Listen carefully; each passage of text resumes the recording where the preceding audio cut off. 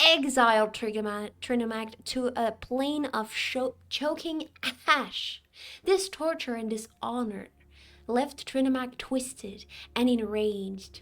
In a rage, Trinimag then cut open his chest and tore the shame from his spirit, being reborn as Malakaf, but also called Maloch. But like that's another name for him. I think that's the Orcish way to say it. Maloch. Yes. Now, after all of this happened, after the whole incident, Veloth eventually made the pilgrimage from the Somerset Isles to the northeast of Tamriel. He spared not a boat, ration, or strong armed soul among his people in his exodus, and toiled to reach the land of Resdain. Oh my god! This was known as the time of great despair. Veloth and his followers traveled for untold weeks, crossed the sea, and climbed the mighty range of mountains. According to legend, they finally reached a great pass cutting through a mountain range covered in snow, but a large wall of ice blocked their path. A young woman appeared before Veloth and demanded that he swear an oath before she would lead them to their new home. Veloth cast aside his mighty Daedric warhammer and vowed to dedicate his life and soul to his people. The young woman then melted the wall of ice and revealed a land of fungus and ash. Yummy! Restain, it was dubbed. Legends hold that when Veloth first laid eyes upon Restain, a single tear slid down his cheek and froze into a crystal. It later became a holy relic, imbued with healing and restorative powers. Now, after renouncing all ties to Aldemir, Veloth's followers became known as the Chimir and founded a new nation based on Daedric principles. Trinimag's teachings then became forbidden in modern-day Morrowind. A gamer girl? I guess so. Now, eventually, this high Velothi culture crumbled and divided into tribal cultures. And then, this tribal culture eventually blossomed into greater houses of Morrowind, or the Ashlanders. They split it in two. Now, the Dwemer freehold colonies were constructed at the same time. So,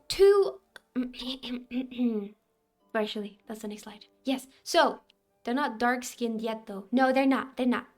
Currently, they're the Chimir. Yellow weirdos.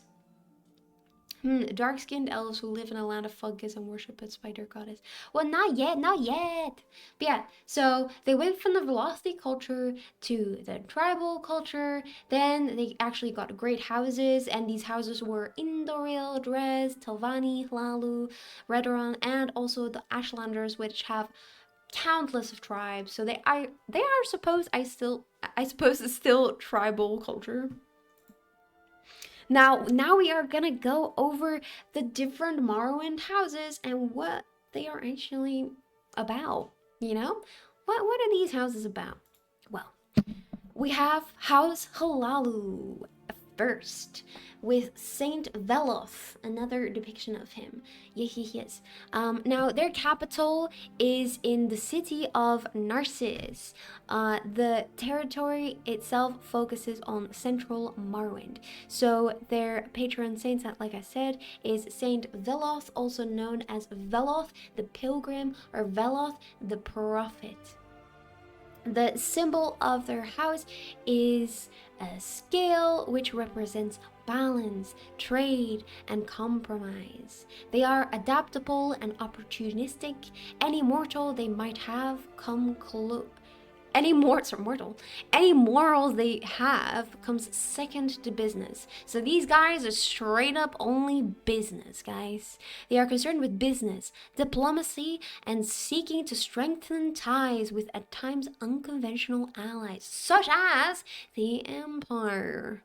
The value of a good reputation, they take over money. They are masters of thievery, sneaking, lockpicking, blackmailing, backstabbing, both literal and metaphorical.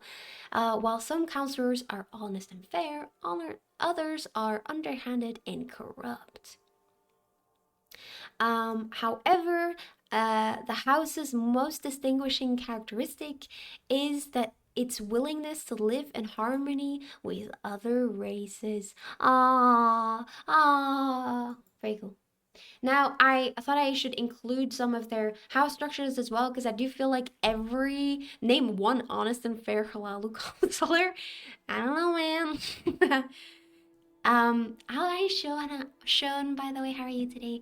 But yeah, this is their architecture, because I do feel like all the houses are very, very different architecture, so I do feel like it's very, very important to show how different they all are, even though they're from the same country. Where's the Sewer Queen tribe? Alas, there is no such tribe. I guess I did not include their style, which I did do for the others. Big L. Anyway, next is House Telvanni. House Telvanni governs the eastern portion of the Vardenfell district from its council seat in Sadrith Mora. Their capital is the city of Port Telvannis.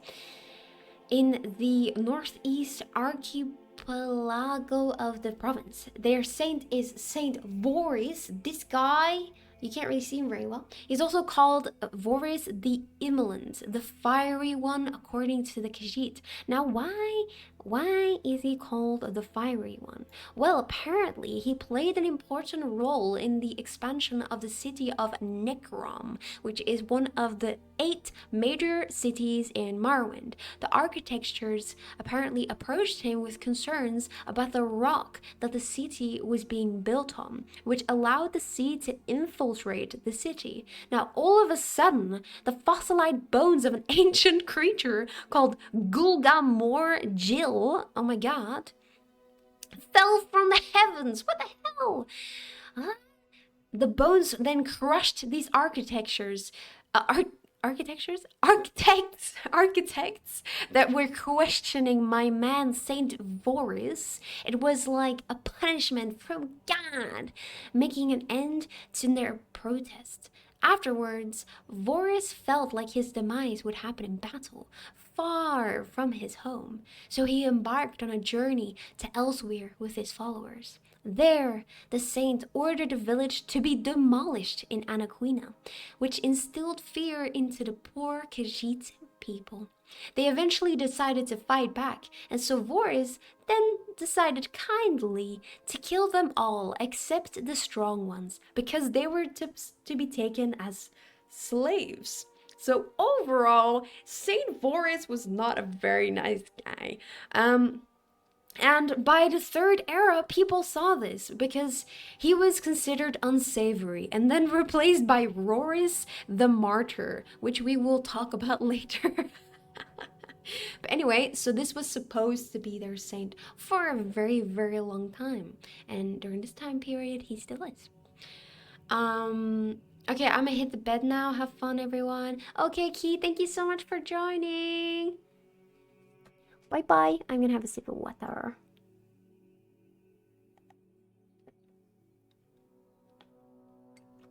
Oh, that hit spot. Now, overall, the House of Telvanni is highly egocentric and they are ambitious mages. It is actually the house of the Master Wizard Master Wizard Lords who have mastered the arcane arts. It is common to rise through the ranks by eliminating or otherwise indisposing other members. Any Telvanni who successfully steals from another is permitted by house law to keep the item. Likewise, murdering an opponent by magic or treachery is also permitted, as it's the traditional way of settling disputes. How nice! Now, members, of course, can still be expelled. However, most members will either not know or care about the expulsion. Now, the Telvanni in general do not interact with the other houses, nor do they have many enemies, except for the Imperial Mages Guild or the abolitionists, but they are hostile to the Empire, Temple, and other great houses. So, yeah, they don't interact with them, but they hate them. You can't be right if you're dead. Checks out. Nice. But yeah, they are actually ruled by the Parliament of Bugs, a group of high Telvanni wizards. Now, the Telvanni are known as being the most xenophobic of the Dunmer, shunning contact with outsiders completely and instead focusing themselves on their herds of giant insects in the rocky hills and islands of the northeast of Morrowind. And that is also why the Telvanni produce Telvanni bug musk. Wow. They strongly also defend their rights to own slaves, which obviously shows you what the Telvanni are like. They keep many Argonian and Khajiit slaves as possessions. Nice. They also refuse to join in discussions on the outlawing of slavery, obviously. And they like living in mushroom houses. And this is one of the mushroom... well, it's not actually a mushroom, but this is one of their buildings. Nice.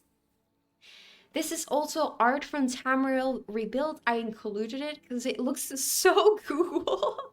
Like, I love the idea that, you know, it is like, I love the idea that because they love keeping their giant bugs, that they also dress like bugs. Like, I really like these designs. They're so cool. And I love the designs of the mushrooms. Like, this is so elaborate. I would love to actually see this in a game. This is so beautiful. Once again, me promoting Tamriel Rebuild. Such a cool project. But yeah, let's then move on to House Redoran. Oh my god. Now, House Redoran holds the western portion of Morrowind. The house's council seat is located in Ald'ruhn, which is actually in the Ald'ruhn Underscar, which used to be a ginormous live crab, and it died. So it's a colossal prehistoric emperor crab, actually. Now, of course, as we all know, the patron saint of House Redoran is Saint Nerevar, also known as the Captain. House Redoran is dedicated to the traditional virtues of the settled Dunmer, partially those of a martial variety. Due to this focus, they often form the main military body of the Tribunal Temple, and at times the entire Dunmer people. They like to preserve cultural traditions and holding fast to the way of the warrior. They are said to be noble warriors. They distrust imperial institutions such as the Mages Guild, Thieves Guild, and Imperial cult religion. And they are also said to be hereditary defenders of Morrowind. They care deeply about duty, gravity, and piety. They are also said to be humorless, greedy. They are supposed to be humorless, greedy, and potentially targets for corruption. Their duty is to personal honor, family, and clan. So I feel like they're kind of a good and bad mix. Like, they care about duty, they're noble warriors, they care about honor, family, clan, you know, but at the same time, they are also targets for corruption. So I guess it's a mix. But I feel like so far they're like better than the other ones. They're better than Talvani and they're better than Halalu. The greedy and corruption one is super obvious if you do the Rudaran house quest. Well, I guess I should do that next time. Hi Sky, how are you today? Welcome, welcome. We are doing my second lore presentation of the I don't know how many. We shall see. But I hope you're all doing well. But yeah, this is the epic architecture of House Redoran. This is from the project Skywind. Looks really, really cool. Very restructured. I like it. Then we've got House Indoril, who has the same saint. But how are you today? How are you today, Sky? How was your stream? I hope you had a good time. Now, the house in... Ooh, pretty woman. Thank you, thank you, thank you, thank you. Now, the house governs the Inneral district in the heartland of Morrowind from their historic ancestral capital of Mournhold. Now, they have kind of shifted from where they have ruled throughout the years. As we know, you can't really play House Indoril in the Morrowind game, and that's because they have become less relevant throughout the years. Now, they were supposed to be orthodox and conservative supporters of the Tribunal Temple during its millennia-long reign over Morrowind. They claimed kinship with the Tribunal and boasted in ancient heroes such as the Hortator, Indoril, Nervar, and so forth. It was founded in ancient times, House Indoril, when Morrowind was actually still Resdain, and the First Council ruled over the Chimer and Dwemer. Change is, according to them, the enemy of tradition. So just like House Redoran, they are very focused on keeping tradition, and religion to them is their most cherished institution. Now, according to, well, their history has changed a lot.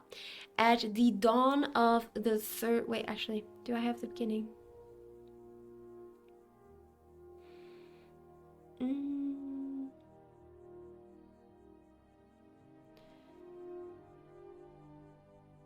So, in the Second Era, they controlled vast swaths of the Morrowind mainland, but they did not have claims such as House Redoran and Telvanni did. Then in the Third Era, they were the weakest. Their dominant influence had come to a close. They were actually replaced by House Halalu. Outside of the indirect participation of some members through the Tribunal Temple, House Indoril's lack of lands on Vardafel meant that the house was actually entirely removed from the events that saw the rise of the Nerevarine, which is why obviously we couldn't join House Indoril. Now, at the end of the Third Era, the Tribunal Temple collapsed. So House Indoril, whose power and influence was together with the temple from the very beginning, because like I said, they are very religion focused, and because the tribunal collapsed, they also collapsed and suffered greatly. So at the Fourth Era, the priesthood of the temple and House Indoril were supposed to actually be considered one. So because they associated with the religion so much, they eventually just became the same thing because they were too weak to stand on their own legs, I suppose.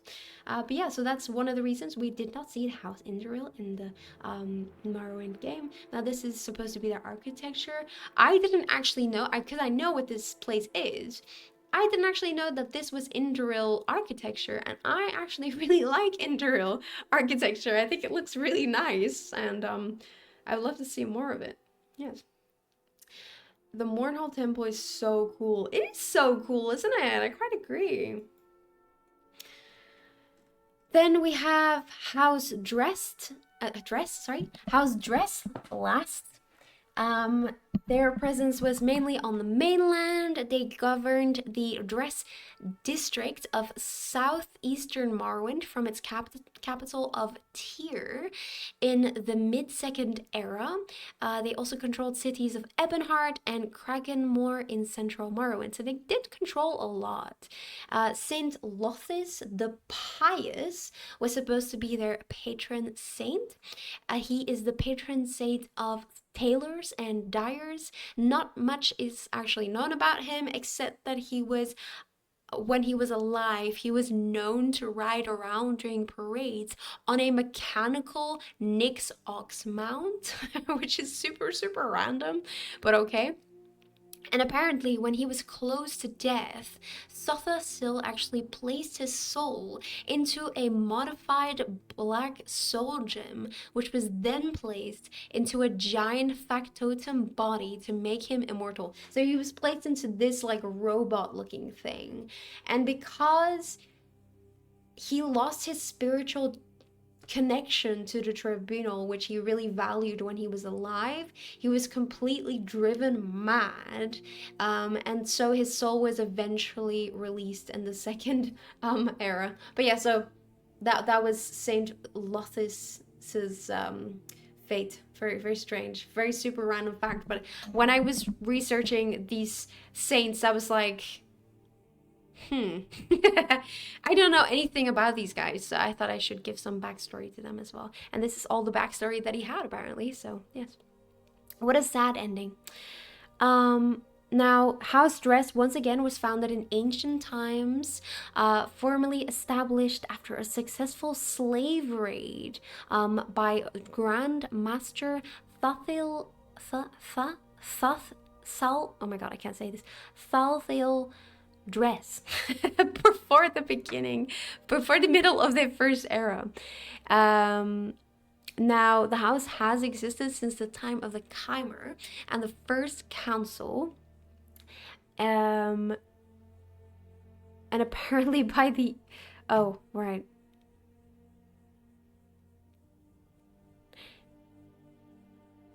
Right, so I completely misread that as they did a slave raid as like they released slaves, but they did not. I think House Dress is the one that loves having slaves, isn't it? I swear it is. The chain says everything. So yes, sorry.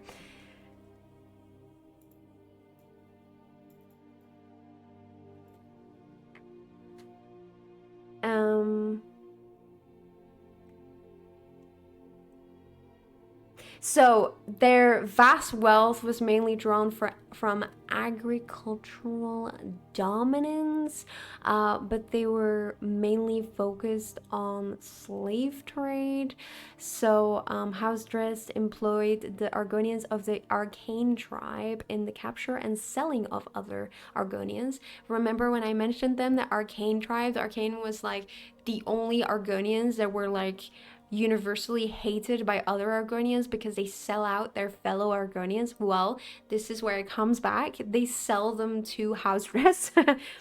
Now, Dress has actually been at the forefront of slave trade since the middle of the first era. Their banner is literally supposed to represent slave chains as a reference to their source of power.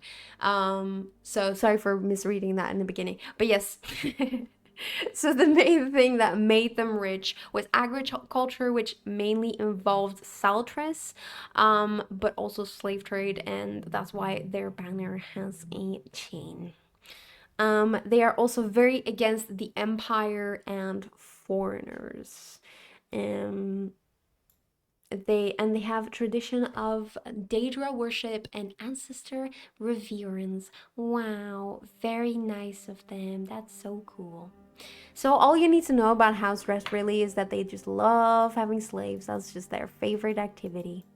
And you will see that later on in other history. They are the main slave traders of Morrowind, always dipping into Black Marsh for new products. Well, yes, I have many stories about them later on, yes.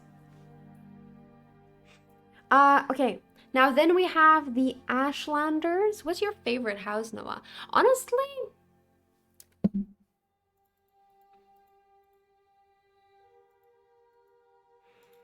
I would probably say House Redoron just because they sound the best.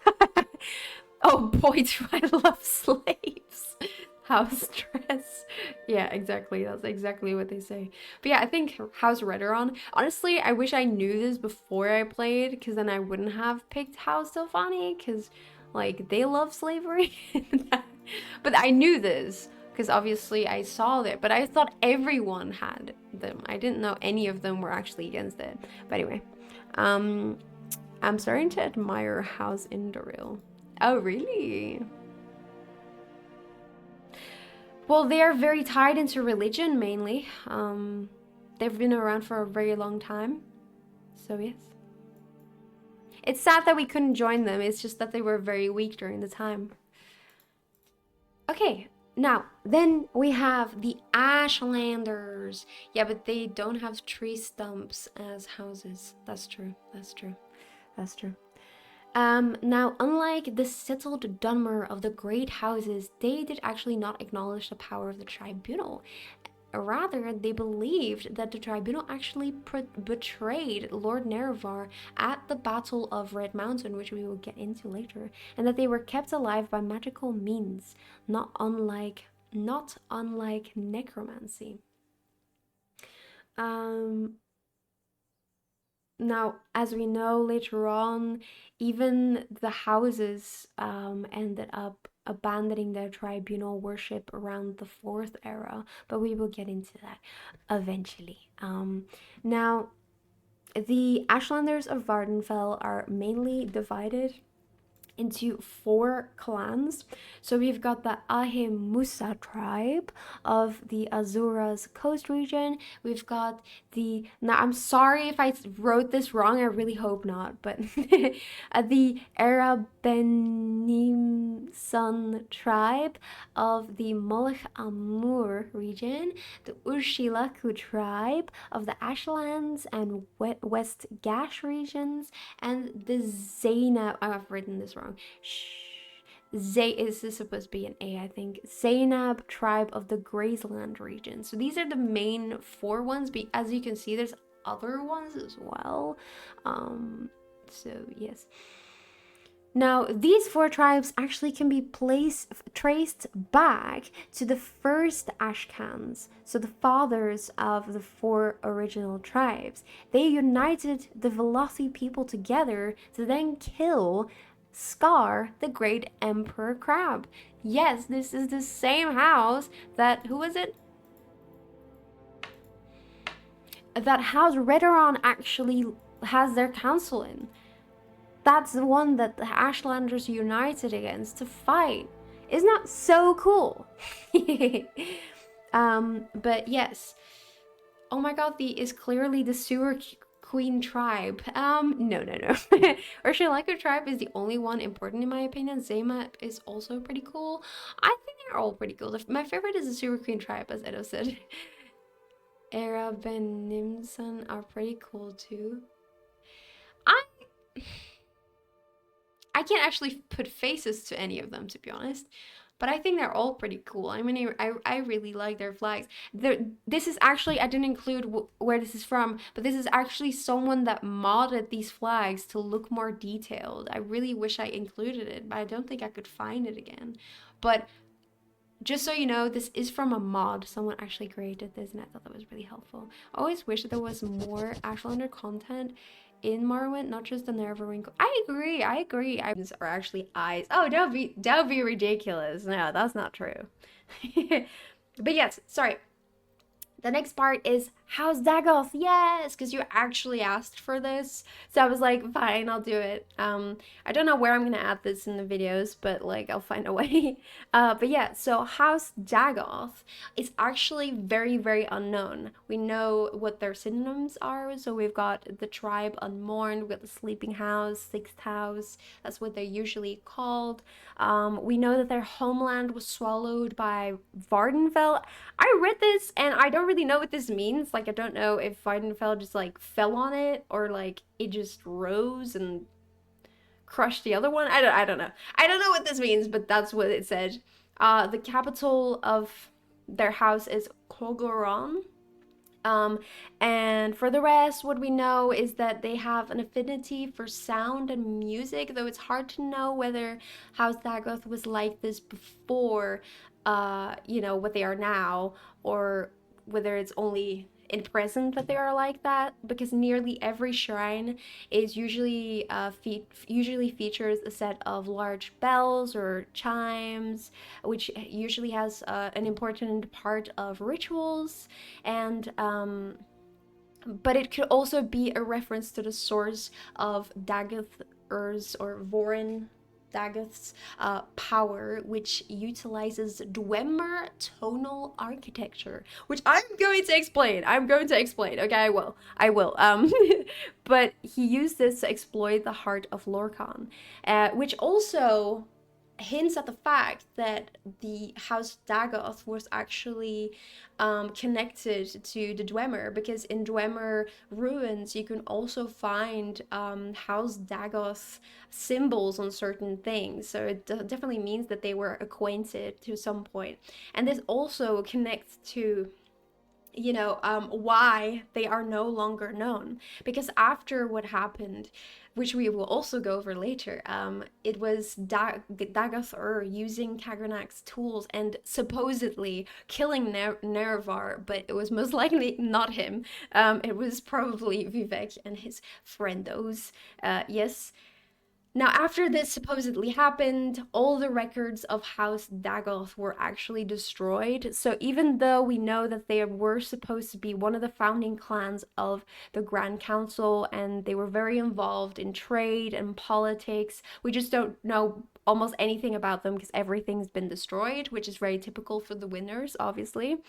We do know that they were supposed to be subtle, diplomatic, and finally, we've got something said in the epic Poison song. So it's a fictional epic poison song. The Poison song, that's what it's called. It depicts the house having a strong connection to the music to the point that its descendants can somehow hear its songs still. So once again, the sounds, the music, yes, the sound of music. Oh my god, no way. Yes, that is supposedly one of the big parts that they're known for. I don't know though. You don't know, because it's all gone now. But yes, that's all I could find on House Dagoth. Obviously, we do have the banner. Oh, and we do have Dagoth Ur's mask, which is actually important because it is actually connected to their banner. Because their banner is basically the third eye. So on the banners, you see two beetles with markings representing three eyes on their backs. And this third eye is supposed to be a magical concept.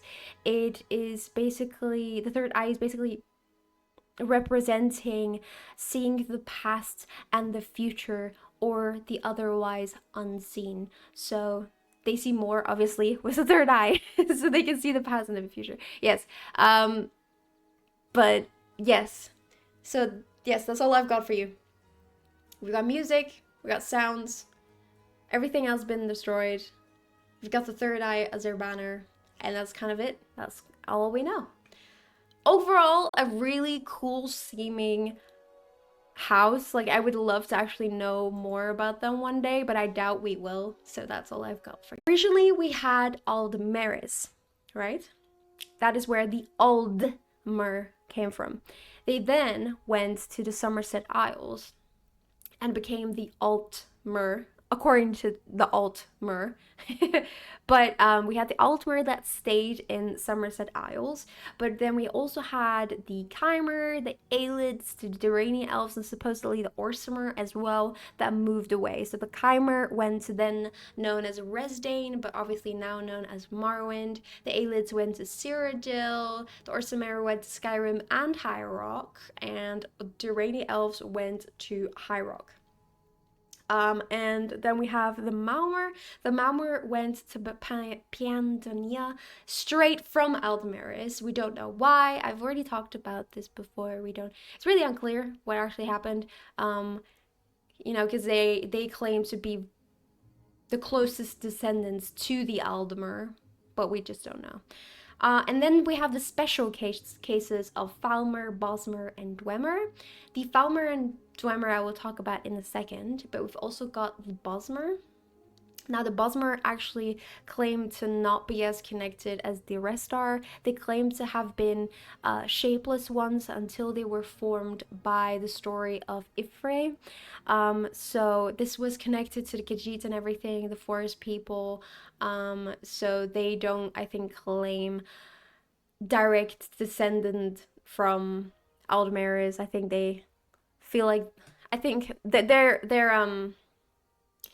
their creation story is much different, so that's why I have a red arrow, because we don't really know like whether that's myth or whether that's actually true. But as we know, Ifre was the one in their stories that it created everything. He created the mountains, the plants, the stream. He created their shapes, and if they don't follow his will, which is the Green Pact, so not eating any veggies or using any wood like to build houses, for example, if you don't follow the Green Pact, you will become shapeless again. And now the reason why I said the Falmer and the Dwemer are special is because we've got a theory by the video I watched of Fudge Muppet that actually they might be one of the closest to the Aldmer and not the Altmer. So in the elven myth, we've got Auriel. Auriel is the elven version of Akatosh. Hi Bogdan, how are you today? So Auriel, wait, actually I'm gonna write it down because I find it really confusing because all the names are like so similar. I should have written it down. I didn't actually think about that. I swear I did write it down somewhere. Oh well.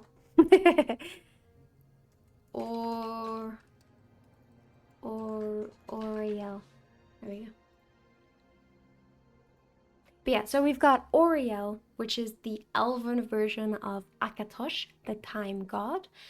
So Auriel is the soul of Anuel, and then Anuel is a soul of Anu.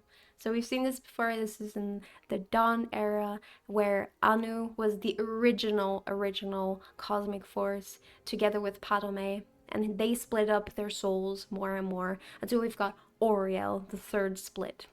So after partaking in creation according to the Elven Dawn era belief, Auriel then led the original Aldmer against the armies of Lorkhan, defeating him and establishing the first kingdoms of Altmer, Altmora, also known as the Elderwood, and Old Elnofe or Aldmeris. So according to this theory, or according to this book that you can see on the screen, apparently Atamora, which I thought was only originally the House of Men, the continent of men, was actually originally elven as well, which I didn't know. That's why I really wanted to include this, because I was like, what the hell? I've never heard of this in my life. Because I thought this was very interesting, how they claim to like literally own everything. Like the humans can't even keep Admora. It's so funny. But anyway, so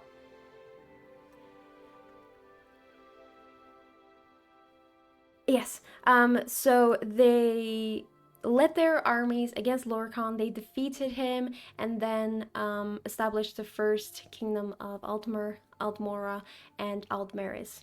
All very creative names. Now, Oriel in the end couldn't actually save Aldmora, the Elderwood, because it was lost to men. The Mer were actually chased away from Aldmora, and to the south and east to Old Elnafey, and Lorkhan then followed. Lorkhan then decided to shatter the land into how we know Tamriel today. So I've already explained this in the Dawn era version, that Lorkhan was supposedly the one that shattered Tamriel into pieces. So Akavir, we've got Admora, we've got Aldmera, is like everything was shattered, right? And then we had Trinimac, Oriel's greatest knight, which once again we've seen in the Orcish legend, turn into Malakath eventually. But here, Trinimac is also Oriel's greatest knight, which is once again cool to hear how everything's so different. He knocked Lorkhan down and then took his heart, so he killed him.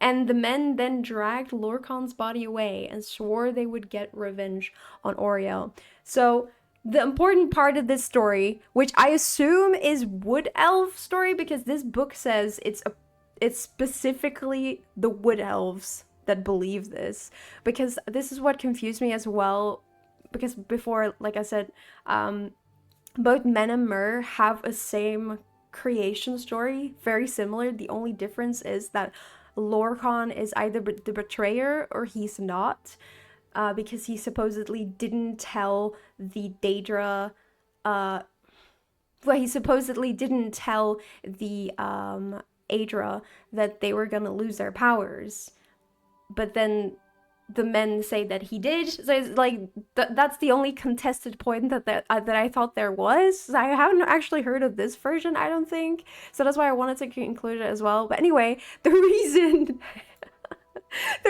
this is important is because in the video that I watched, Fudge Muppet actually theorizes that the Dwemer and the Snow Elves, or Falmer, were actually originally from the same root. So they were both Aldmer, but one side, so the Snow Elves, decided to support Oriel after he failed to protect Aldmora, whereas the Dwemer decided not to side with him because he failed to protect it. So, and this is supported by the fact that, you know, the Snow Elves, before they became the Falmer, it's the same word, but like it has different connotations. But the Snow Elves actually used to worship the sun. They used to worship the divines and the heavens, you know, very much like the light and everything. Whereas the dwarves are very technology based, very anti divines. Like they want to become gods themselves. They don't actually worship them. So I think this is very interesting because, like, I mean, it makes sense, I suppose, that they are very anti-god. And that's his theory, that they were actually originally Aldmer, but they split up because they had different beliefs. And that's also why there's such a hate between them. I'm doing fine. Did you just start the live stream? How are you? Yes. Well, actually, no. I started 40 minutes ago. But how are you, Bogdan? Hello. I'm doing okay. I'm just, I'm very curious whether I'm going to be able to finish the lore stream today or not. So I'm gonna do my best. Dang, I've never made a connection between Admora. I know, it's so confusing. It's so funny. I never made that connection either, but it's just very funny. Elder Scrolls Online lore muddying the water thing. Yeah, I actually don't know where this book is from. I swear Variety of Faith is not from the Elder Scrolls Online games. Dwemer were anti every god. They were rapid atheists despite knowing gods were real. Well, I think from the video once again, I think the main thing is it's not like they said that the gods weren't real because they know that they are. They're not stupid, because obviously the Daedra, for example, they manifest themselves into our world and everything. So I don't think they don't recognize that they are real or that they are powerful. I think it's the fact that they don't think they have superiority, and that very much shows in the fact that they are trying to make the Numidian. They're trying to become gods themselves. which shows that they just think like I can become a god if I want to. That doesn't mean you're better than me, basically. Is what I think it is. I very much feel like that's the truth. Have we figured out what happens to the Dwemer? We haven't gotten to that yet. Currently, we're talking about how Asmora used to be Altmora, so it used to be an elven kingdom made by Oriel, but it eventually got stolen by the men, and the elves got scared away. Scoot, scoot. But anyway, so there is now a rift between the Falmer and the Dwemer, because Falmer still supported Oriel after he lost Altmora, whereas the Dwemer didn't. Now, as we know, eventually men came from Atmora and they started invading the country of country of Skyrim as well, and they started fighting the snow elves. We've already talked about how that happened and how their conflict started and everything. But eventually they were in such dire need that they went to the Dwemer for help. So they asked them to help them, and the Dwemer said, yeah, sure, but you have to be blinded. Now, I actually didn't say this last time because I didn't realize that this was a truth. I have played Skyrim, so I don't understand how I don't remember reading Calcemo's Stone, but this basically does confirm that they did indeed blind them, because it says, many of your people had perished under the roaring, snow-throated kings of Mora, and your wills were broken, and we heard you, and send our machines against your enemies to thereby take you under. And as your vision clouds, as the darkness sets in, fear not, know only our mercy, and the radiance of our affection, which unbinds your bones to the earth before, and sets your final path to the music of your new eternity. Oh my god, that dog is going off, man. He must have seen a cat. But yeah, so this basically confirms that they did, yes, indeed, blind them. I don't know why. Maybe they're just petty because they're like, yes, you followed Oriel when you shouldn't have. Told you so. But yeah, maybe they were experimenting. Oh my god, I'm actually thinking about something now. So this is super out of nowhere. But I know that the Dwemer were very avid Elder Scroll researchers, and I will talk about this in a second as well, that they had a machine that could read the Elder Scrolls without getting blinded. But what if before that they create this machine, they used the Falmer to read the Elder Scrolls because they didn't want to do it themselves, so they enslaved them and made them read the Elder Scrolls, and that's why they're blind. That would actually make a lot of sense, you know? I didn't think about that. Interesting. Yeah, that's what I'm saying. Wouldn't that be so interesting if that's the truth? It was said apparently that we're never gonna know what actually happened to, like, the Dwemer, but I think that could be interesting if that's the truth. But yes, anyway. But anyway, yes, the concept of Kalpa is another very important thing I didn't actually know about, and I thought I should mention because I was like, this sounds so cool.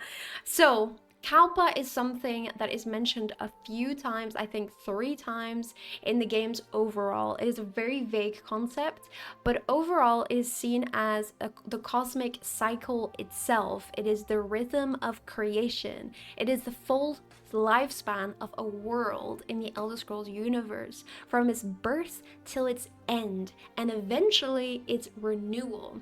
So Kalpa's end, the end of the world, is the egg of the next Kalpa, and this refers to what Parthenax, this lovely dragon, has said before. So he said to what we said, I like this world, I don't want it to end, and thus he said, Bruza, as soon a reason as any, as good as, oh my god, I can't read, as good a reason as any. There are many who feel as you do, although not all. Some would say that all things must end, so that the next can come to pass. Perhaps this world is simply the egg of the next Kalpa, Lane Vokin, Would you stop the next world from being born? So this very much shows that it is most likely what we've seen in religion throughout the Elder Scrolls universe so much, that the ending of one world is the beginning of the next, and therefore maybe the Dawn era was not only the beginning of this world but the end of the previous one. Like I said, it's shown in different cultures. So by the Nords, for example, it is Alduin fulfilling his purpose by devouring the world so that the next can begin. Whereas the Red Guards, we've seen that we've got Satakal the world snake, that devours itself. That devours itself with worlds on top of its skin. And the only way to avoid this is the walkabout. Now, and then we've got the Khajiit that believe that their souls can be lifted by Canarthi and flown to the sands behind the stars, which is their heaven, to play and pray till the next pounce. All of these tell of a life after death, a world after this world. So yes, it suggests that maybe some myths actually suggest that maybe it is possible to survive between the previous Kalpa and the next. And once again, in this video of Fudge Mappa, I thought it was really interesting, so I wanted to mention it, is that Dwemer might actually be survivors of this previous Kalpa. And that's why they are so very different from all the other elves, because they are so so advanced, they've got so much technology that we don't have anywhere else. They're the only ones. Obviously, this is like super crazy, super what the hell, this is a theory, but I think with the Dwemer, all we have is theories because we don't have anything else. So I thought it was important to mention, yes. But the Kalpa is definitely something that has been mentioned before. Like, this is not something I'm pulling out of my ass right now. It has been said by Parshonax, and here he does mention that it's the next world, so it's not something completely unconfirmed. But anyway, not stinky. The irony of our sewer queen calling someone else stinky is palpable. I didn't even say anything. But hi, Smelly. How are you today, Felly? And also, hi, Ojo. How have you been? Hello. I hope you're all doing amazing. I'm doing pretty well. I'm like super into what we're talking about today. I was like, I stayed up so late yesterday to like research all this and like write it down and understand it, because God, this was a brain twister. Sometimes I was like, yeah. But I'm doing well. How about you, Ojo? It's been so long. The Emperor is nothing but a puppet of the Thalmor. Well, not written. There are only 8 divines. You can't change my mind.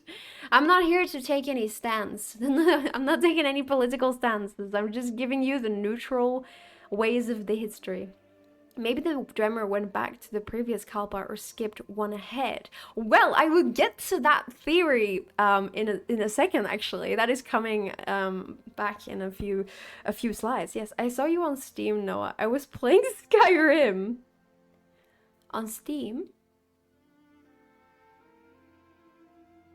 Oh, being up late. Yes. Hello, teacher. Sorry I'm late for class. It's okay. Take your note. Take your pen. Please sit down. Yes, Sewer Queen.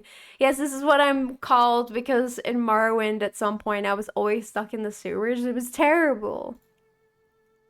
But anyway, but yes, so the theory is, one of the theories of what happened to the Dwemer is that actually they are from a previous Kalpa. That's why they are so advanced, but we don't know if that's also the reason why they disappeared.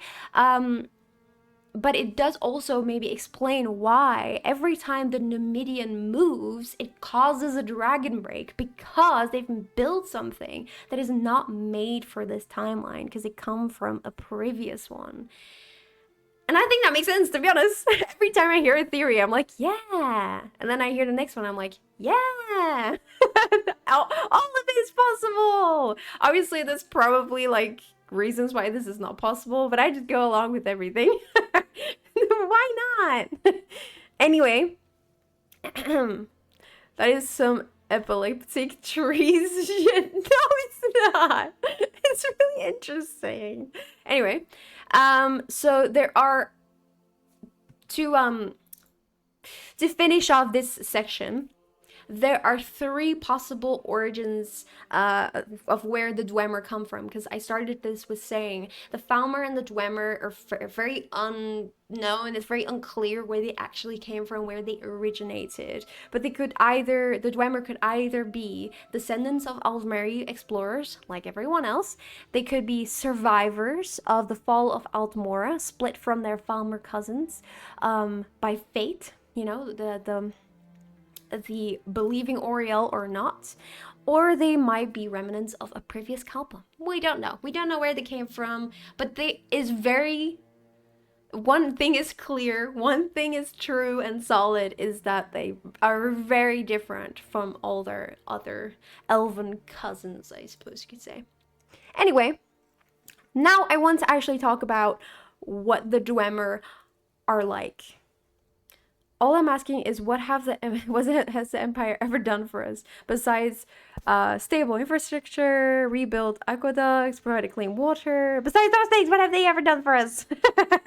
Skyrim belongs to the Argonians. Dude, they don't want Skyrim. They just want their Black Marsh, and they want everyone to leave them alone, but they can't get that. They brought peace sometimes, but not always. But anyway, guys, don't distract me. So, we've got the Dwemer as people. What do we actually know? What were they like? Well, one thing that we know is that they used a very special, I suppose you could call, technique called tonal architecture. And they used this to forge their weapons.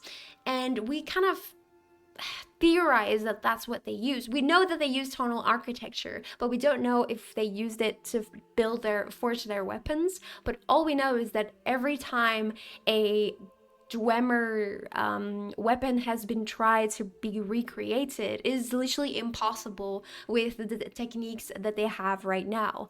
All that works is them smelting, well, Dwemer ingots and then making it.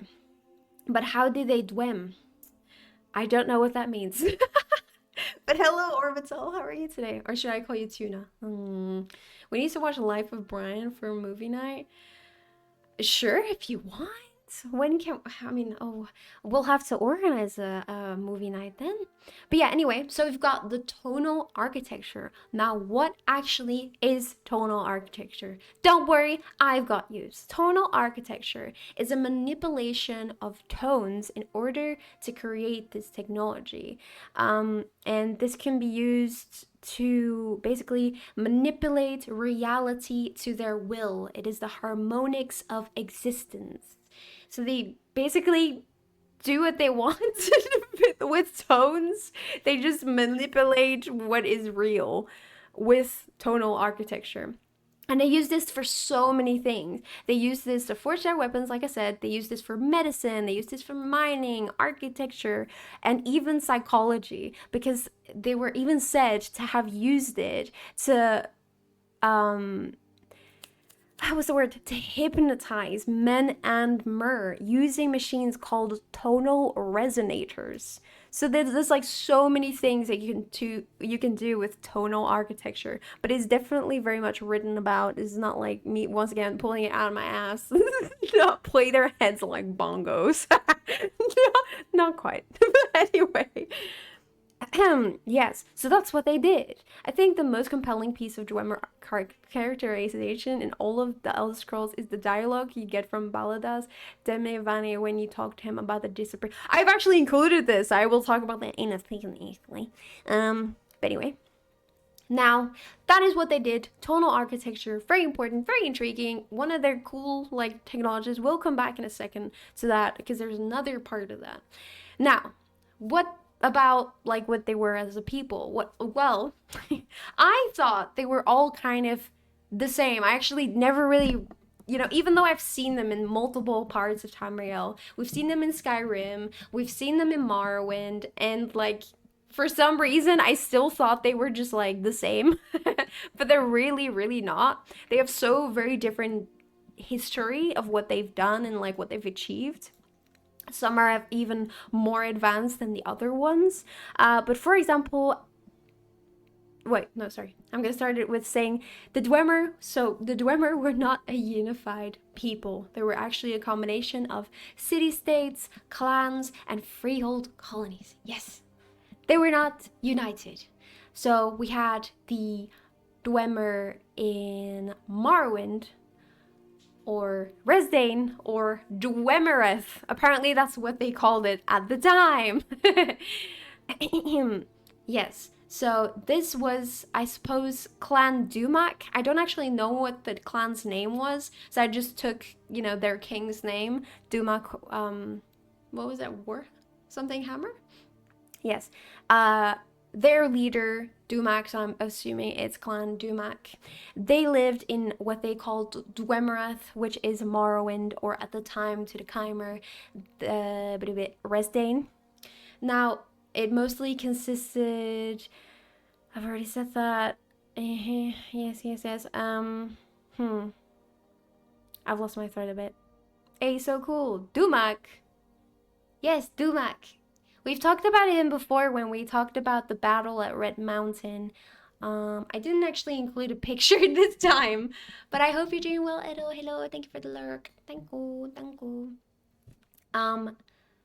Sorry, let me just find my storyline again. Yes, so, the Clan Dumak, led by Dumak, they lived in Dwemereth. They lived together with the, well, they didn't live in the same, village and stuff, but, they lived in the same country with the Chimer. They were actually constantly at each other's throats. They did not like each other at all. But at the time when the Admorans invaded Morrowind, the Chimer and the Dwemer actually decided to unite under the first council, which we have talked about before. This has been mentioned. I don't know if you remember, but it's basically all because Dumak and Nerevar, so Nerevar was leader of the tribunal at the time, so of the Chimer, they actually became close friends, and it was only because they were friends that this peace between the Chimer and the Dwemer continued. That was the only reason. And even when, as we know, Vorin Dagoth discovered that Kagranak, over here, a art piece of him, even when Kagranak was discovered to be using his tools to utilize Heart of Lorkhan for them to become gods by creating the new median. New median? Yes. Even when that was discovered, Nerevar still thought Dumak was innocent, and he actually asked Azura, is this right? Is this real? And even after Azura confirmed it is real, he still went to Dumak to give him a chance to explain himself. But what he didn't know is that Dumak actually didn't know either. He wasn't aware that they were using it either. But eventually, he was pressured by his wife, Almalexia, and his friends, Vivek and Sothasil, who were also part of the tribunal, to start a war, and they did indeed start a war, the battle at Red Mountain. Very, very sad, because apparently, which I also didn't know, the weapons that Nerevar and Almalexia use, True Flame and Hope's Fire, were actually created by blacksmiths, Dwemer blacksmiths, commissioned by Dumak for their wedding day. I didn't know this. This is so cute. That's how close friends they were. He literally created these sick-ass weapons for Nerevar, because he was just such good friends, tags, enemies to lovers, and they were roommates. But anyway, they loved each other so much, but they were forced to fight. And then I'm assuming Dumak died. I don't actually know how he died. I don't think we know for certain.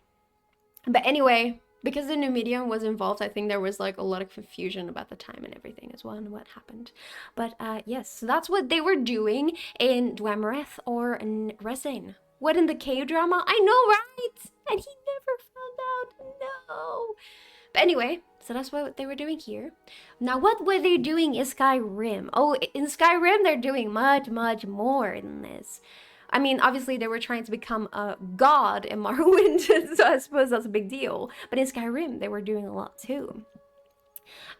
it was around the time after King Harold's reign, who was one of the first High Kings, that the Dwemer discovered something called Ethereum. What? Now, this Dwemer clan is called Clan Kragan. Yep. Kragan. They discovered Ethereum, a very, very powerful substance. Yes, yes. Well, very powerful material. Yes. Which caused an alliance between the four Dwemer cities in Skyrim, led by Clan Kragan in the city of Arkanthams,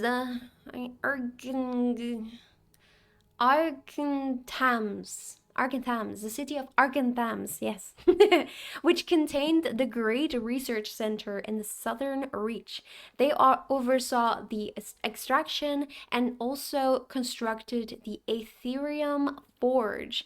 They also furthermore created the library of Arkanthand, where they kept all their sources on Ethereum and where they then researched Ethereum and how it worked and everything. Now, they discovered a lot. They made a lot.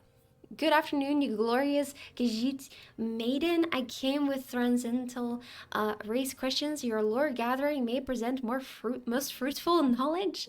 Oh, I'm very hopeful that it does, Nobu. I've already talked about all the races. This was in like the first part. This is part 4. I'm in Elf and I'm digging a hole. They were digging a hole. Huge holes. Yeah. But yeah, sorry. Where was I?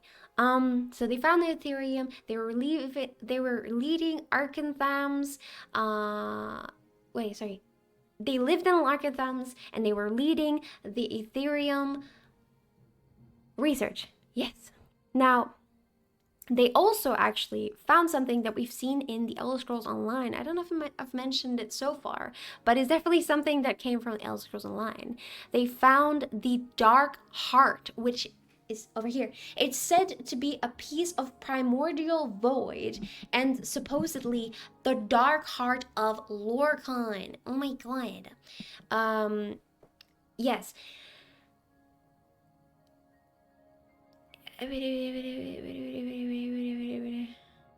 Yes. They also build a bunch of epic creations, such as the machine called the Oculori. Now, I mentioned this just now. The Oculori was actually built to read the Elder Scrolls, because if you don't know, the Elder Scrolls, when read, blind you, and that's why the cult of the moth, or of the ancestor moth, all wear blindfolds because they're blind, because they've been reading the Elder Scrolls. Like, that's their whole thing. They read Elder Scrolls, and this is a way to avoid this from happening, because they make the machine read it. Isn't that so smart? But once again, I think the Falmer reading is like epic. Elder Scrolls flashbang. Yes. We've also got the lexicon. The lexicon is over here. It's this epic cube. It can essentially upload knowledge to your brain. So it can store and download the knowledge, supposedly from the Elder Scrolls, and then it can upload it to your brain. So if you got a test tomorrow, like the test on this stream, you can just upload it to your brain. Isn't that so cool? I've always wanted to do that. It sounds so cool. But then again, that's cheating, so you know. Is it instant blindness, like one letter and I'm done? How am I supposed to keep reading? Or all I can read is... No, it's like you slowly go blind when you read them. And there's a lot to the Elder Scrolls, because we've said this way in the beginning of part 1. But the Elder Scrolls are basically outside of time. They transcend time altogether. They basically... Oh, sorry, I'm new. No, don't worry, Navu. That's why I'm here. But yes, wait, let me go back to the PowerPoint one. Why don't I? Sorry, to the slide. I will fail the final exam. We'll have to retake the class. That's okay. I'm gonna upload this PowerPoint anyway to the internet. I mean, sorry, the video of it. But yeah, so the Elder Scrolls, they exceed gods, Aedra and Daedra. They exist outside the realm of time. They're not limited by Mondays. They exist, but they don't exist. They contain all that has happened and all that is yet to happen. So they very much transcend everything when it comes to time. And that's why they're so powerful, because in there is what is the truth of what has happened and what is going to happen. So these are very, very important, and that's why, it's called the Elder Scrolls. But that's what these machines can do. They read the Elder Scrolls, but they don't they don't sacrifice your vision. This is quite a deep dive into understanding the lore of the lusty Argonian Maid expanded universe. What do you mean? What do you mean? Really good book, though. I've read it. For research purposes, of course. Yes, so we've got the lexicon, we've got the oculory, we've got the dark heart. They're discovering a lot of things in this place, okay?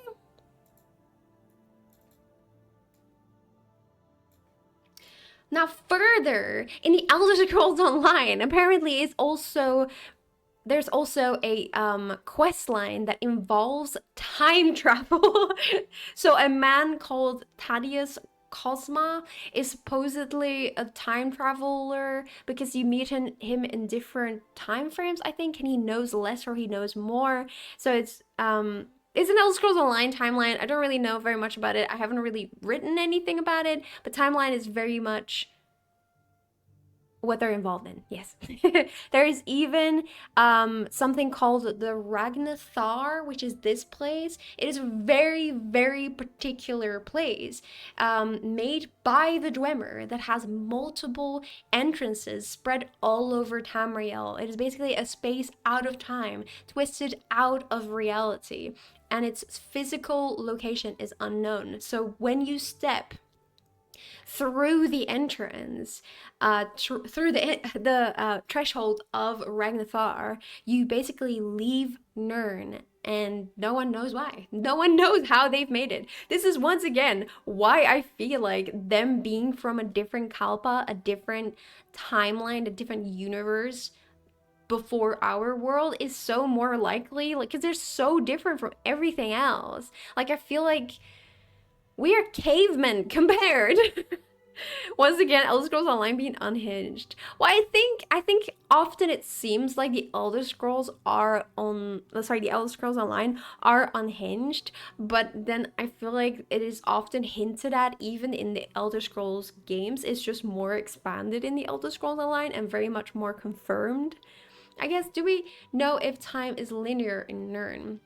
Sometimes it's linear, sometimes it's not. So, time is linear, but there are phenomenons named dragon breaks that are basically causing the timeline not to be linear, but this is not a constant happening. So it happens at certain points in history, I think like 3 times, but it's not like constantly. So usually, yes, it is linear, I would say. From my understanding, it's a big ball of wobbly blah blah blah timey stuff. Once again, some Bioshock Infinite type shit. Oh, I really have to finish Bioshock. Now you're reminding me. But yeah. So I thought this entrance thing was really, really cool. That's actually something I'd really like to play. But anyway, back to the Aetherium. Because the Aetherium was so very important, it actually started a whole civil war called the Aetherium Wars in the first era 300, year 300. They basically fought over the Aetherium resources, artifacts, and even the Aetherium Forge itself. So it caused a catastrophic divide between the Dwemer in Skyrim, to the point that the High King at the time in Skyrim, King Gelir, which was the king after Vrag the Gifted, if you remember this, he actually conquered the weakened Dwemer city-states around 322. So these, like, civil wars, they were going on for a long time, okay? To the point that they were able to be conquered, like, by some stupid Nords, some stinky Nords, okay? They don't even wear clothes, guys, come on. Then we have the War of Succession, which obviously made the all the Skyrim kingdoms, all the separate kingdoms, they made them all a bit weaker around 369, and this, caused chaos. So around the time of 416, when the War of Succession was still going on, I think, when the first council was formed in Morrowind, and they were kicked out of Morrowind, so Nords were kicked out of Morrowind, this weakened them even more. So not only is the War of Succession going on, they're weakened because they're kicked out of Resdayn. They eventually then lose the Dwemer lands that they've claimed around 422, but after this it's kind of unclear what's happened to the Aetherium studies. So yeah, this 20-hour lore stream collection has just been a big ad for Elder Scrolls Online. They should pay me. They should pay me. This is crazy. No, I'm just showing genuine praise because I thought Elder Scrolls Online was shite. Because everyone keeps telling me it is. But like some of these storylines seem like really fun to play, to be honest. Like it's stuff that I'm actually genuinely interested in seeing, and we've not seen in the Elder Scrolls games. I was like, oh, I guess we're never getting it. Only to find out it's been the Elder Scrolls Online this whole time. No wonder they're not making any Elder Scrolls games. I thought it was shite until your streams. The lore seems insane. That's what I'm saying. If there's one thing I know about parallel time jumping, is that the world will always mend the wound that's created, and if it can't, it will adapt around it to fit it around into the linear timeline. I thought the whole thing about time jumping is that it's really dangerous and you could just destroy everything. Like the butterfly effect, The real game is doing the research and the people we meet on the way. This is so true, Nobu. This is so true. Now then, we have the third clan. So we've had Clan Dumak, we've had Clan Kragen, and now we've got Clan Rorken. Now, I've mentioned this already. We've had an incident where basically they split up from the rest because they didn't agree with their morals. They didn't agree with what with their opinions. Yes. So this clan decided to go to Hammerfell, and that's why it's called Hammerfell, because Rorken actually threw his hammer all the way there, and where it was gonna land is where they were gonna live, and that was then called Hammerfell or Vollenfell. Yes, and that's why it's called that. It's really stupid. But anyway, I feel really stupid, guys, because when I included this last time in my stream, I actually didn't realize that these were Dwemer. I don't think I said it. I don't think like the realization set in my head that they're Dwemer. So that's why I was really confused when it said Rorken. I was like, wait a minute, I thought it was Geimer. No, it's not. It's not Geimer. I don't know why. I just gave you the lore. I was like, yeah. I just didn't know. But anyway, so they are Dwemer. Even though they've got like massive beards, which is like, just because he is no, I'm saying like, you think all Dwemers are fat? He's not fat. He's got a fat beard though. I'm literally time traveling right now. You are? Remember, don't travel, okay? Don't time travel, okay? Should be whack, y'all. That's so true. But yeah, anyway. Really embarrassing, but we've got Clan Rorken that moved to Hammerfell. Now, on their way there, apparently, they did encounter the legendary mage called Shalidor, who has a statue in front of the Winterhold College. Yes. That's where we know him from. Now, I'm not gonna tell you anything more about Archimage Shalidor. He was a very important person. He did a lot of cool things, but I was like tired, and it was like almost 1 a.m. I was like, it's time for bed. So this is all I've got. But yes, they encountered him, and according to legend, King Rorken actually had the shield, the Spellbreaker, made specifically to fight this mage. They were eventually successful, but the shield was sadly lost. Now, when they arrived in Hammerfell, the Yorkudans were not present yet, actually, because the Dwemer actually vanished before the Yorkudans even arrived in Hammerfell. They did, however, encounter the Corellania clan, which is a clan that secretly worshipped the Daedra. They used to live in the Somerset Isles, and they didn't want to lose their luxuries, so they secretly worshipped them until they got banned, and then they moved to Hammerfell. Further, they also encountered the goblins, which were supposedly led by Malok, the Horde King, which might have been another name for Malakath. Who knows? So maybe they were actually orcs, not goblins, because sometimes in history it does seem like they are being confused. Now, the Rorken actually also designed a lot of really cool, insane technology, such as the Karstang's Bakarn or the Weather Witch, and we've actually seen this in Morrowind. So this is not some funky Elder Scrolls Online lore. No. It is actually something we've seen in Morrowind when Almalexia basically tasks us with finding this to then change the weather, and we've got that catastrophic thing happening because she told us to do that. That is something that the Rorken clan actually, to my knowledge, created. Now, this is supposed to be able to manipulate the weather. It can alter the tides, it can create storms, or even prevent enemies from shoring their land, which is like really helpful. And you can see this, like I said, both in Elder Scrolls Online and Morrowind. Now, there are even designs of airships, which implies that Dwemer might have actually traveled by air, not on the ground or by sea. Now, this airship right here is also not fake, by the way. This is from the game, the Elder Scrolls Adventures Redguard. They actually, from designs of the Dwemer, made a Dwemer airship. So it might have been honestly really possible that they traveled to each other through an airship, which sounds like really sick. That's really cool. I like that. But yes.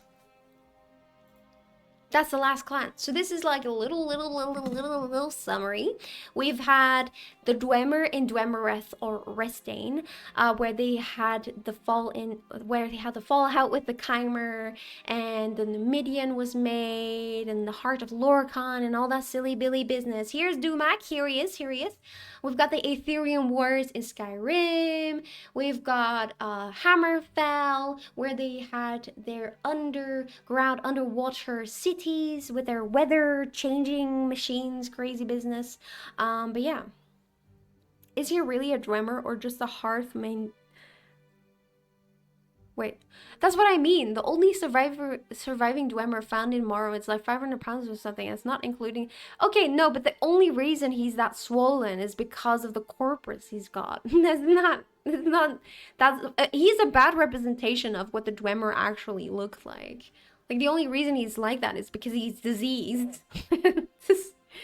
Is he really a Dwemer or just a heart-maintained corpus blob infused with Dwemer memories like Dagath and his... Ooh, are you saying Daddy R is not original? Something like that. Why airship when you can ride a slode? Ew! I don't even want to be near a slode, dude. Ew. Anyway, then, around the First Era, 700, the Dwemer simply disappeared. How? We don't know. Now, there are few theories. So, the first and one of the most mentioned theories is that they disappeared because of the Numidium. So we know that the Numidium, whenever it's been activated, it's caused a dragon break, which once again, to repeat myself, is a break in time. Dragon refers to Akatosh, which is the time god. It is basically a break in time which causes the timeline not to be linear anymore, and everything kind of goes wobbly and it doesn't make any sense and nothing is confirmed. There's multiple accounts of what happens during these times. It's very confusing. But basically, they were experimenting with the new medium and somehow all of them disappeared. But this is a very confusing theory because only the Dwemer in Morrowind were experimenting with the new medium, not all the ones in Skyrim and Hammerfell. They weren't doing that, but they still disappeared all the same. So very confusing. Also, hi Fiddly, how are you today? Yagram is a Dwemer who became inflicted with Corpus. I know. I met him. I met him. But I'm just saying, I don't think he's a good representation. Oh my god, he's fat. Yes, he is, but like, I think that's literally only because he's so diseased. Like, he's also like, guys, he's really old. He's really old, okay? Like, it's not his fault. Don't bully him. He's really nice. Old women are not fat. No, that's not true. I don't believe that. Anyway, but yeah, so it doesn't make any sense that old Dwemer disappeared because of the new medium, but it's one of the theories because obviously he created a dragon break. Now, according to another theory, it might have been because something called the calling. So the calling is actually something written in multiple accounts that the Dwemer were able to do. It is a type of telepathy. So this could have been an attunement with each other, an ability that might have been created through the tonal architecture, the tonal forces that they were able to communicate with each other. Now, obviously, this ability is not something that they can use throughout the whole world. So therefore, they actually created something called miters. So that's what this is. This is basically a helmet that is used for long range communication. Now, how this actually worked, whether it's a trait the Dwemer just had or technology like the phone, is very unclear.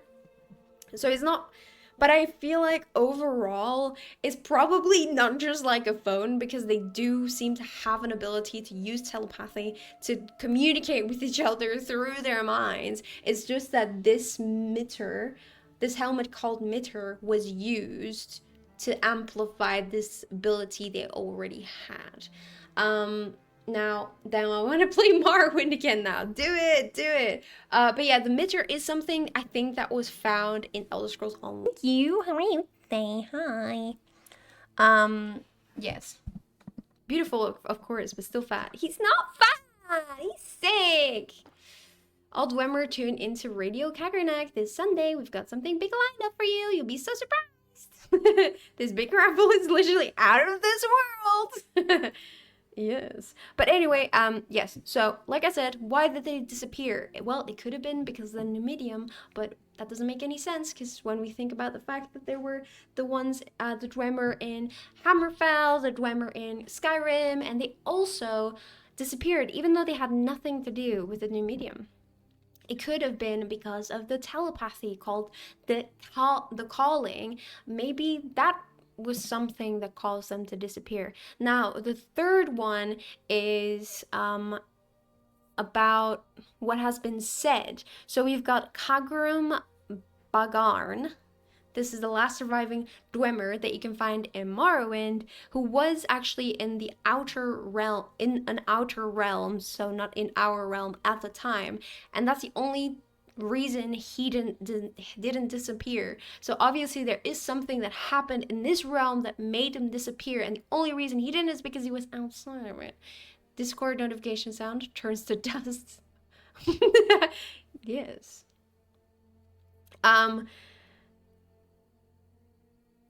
Now, Vivek actually said at one point, I have no idea what happened to the Dwemer. I have no sense of them in the timeless world outside of mortal time. And in fact, if I did believe they existed, I would be in no hurry to contact with them because obviously the Dwemer and the Chimer did not get along. But he's saying that he doesn't, because he's a god, he gets to tap in to the timeless world outside of mortal time. So even there, Vivek cannot sense the Dwemer. So the theory of them just being beyond the mortal time, like they've just been teleported somewhere else, is maybe also not possible because he cannot even encounter them. And even the Daedra and the Divines don't even seem to know where they are. So the theories of like them being outside of this time is also very confusing. It's maybe not possible if they don't even know where. Very confusing. But yes, then we've also got what Baladas Demnevani said. He said, I believe that generations of ritualistic anti-creations resulted in their immediate but foreseen removal from the mundus. They retreated behind math, behind color, behind the active principle itself. Which I have to say, like, it was really confusing for me. I've got like no clue what the fuck that means. But I do know that they created the medium. They were trying to become gods, and maybe very confused. I'm very confused too. Don't worry, it's okay. But they were very much experimenting with the Elder Scrolls, which, as we know, is outside of time. It is very much a scroll that tells you what is going to happen or what has happened, and it very much transcends everything. And they were also trying to become a god, and maybe with all of these creations, all of the things that they were meddling with, they eventually maybe got erased from time altogether, because obviously they created a dragon break with a Numidium, and with that, maybe history got completely rewritten and they just never existed in the first place. My belief is that the Dwemer tapping the heart reversed their creation by Lorcan. That's what they wanted. Yeah, what Baldas is saying. Yes. That's what I'm thinking, because it was hard. It was the heart of Lorcan as well. The Thalmor extremists are similarly trying to escape reality because they think creation was a mistake or something like that. Really? I thought they... Well, we know that the Elysian Order was trying to get rid of the Elven Pantheon because they thought it was a mistake. They wanted, to change the Elven Pantheon being involved. So maybe you're right. Yeah, maybe they want to get rid of men, Maybe they want to do what the Elysian Order tried to do. But yeah, very, very confusing overall. We just don't know. This is my conclusion. We just don't know. But I thought that was very interesting to include, what the Dwemer was like, what they've done. Because I feel like the Dwemer are very much like hard to understand. They're very much sprinkled all over Tamriel, but it's hard to know what they were actually like. It's almost like they were never here, which I very much think connects into the fact that maybe they've been completely erased from like ever having existed. But obviously they still have all their constructs and all they've done, all the things they've left behind. Their machines are still there and everything, so they obviously have existed and people have the recollection of them. They still remember them. So it's very, very strange. Now, enough said about the elves. Now we're going over to the humans. Am I right? Ushileku are the guys who induct you into the Neverend prophecy stuff. I did think they sounded the most familiar. Zainab are the guys who want a Telvanni wife. Oh, right. Hamas are the ones who are suffering from blight and are the warlike and need a new Ashkan. The Wraith of Sul Senipul, the father of Sul Matul, Ashkans of the Urshileku, down in the burial caverns of the Urshileku, the holder of the bone biter bow of Sul Senipul. That's Sul Senipul. A question mark? Yes. Well, you guys obviously know the most about Morrowind, so I am going to say nothing. So, after all that Mer business happened, what is happening to the men? What is happening to the men, the humans? Well, 500 years before the First Era, they finally arrive in Tamriel. So, Admora at this time was still fine. So there's nothing happening to Admora yet. Now, a man called Isgramor was actually fleeing from a civil war at Admora at this time, with his two sons called Ingol and Ilgar. They then arrived at the Broken Cape. He was a peaceful settler at this time, only seeking new land. The newfound continent was called Mereth by them, after the inhabitants who called themselves Mer. Now, many Admorans followed and chose to settle there as well. Now, at first, Men and Mer, the Snow Elves specifically, were peaceful, and eventually Sarthal was created. Now, this is all that's left of it today, so we don't actually have any, visual representation of what it looked like before. Now, due to this growth in population, eventually the Mer felt threatened, and they decided to raid and kill and pillage the settlement, except Isgramor and his sons, as far as we know, were the only ones to survive. This was called the Night of Tears. Hi Savage, how are you today? Damn you Nords! You ruined Nordland! Nords are also peaceful until they came across other races, or other Nords, or their own Nords. What do you mean? Not at this time, guys.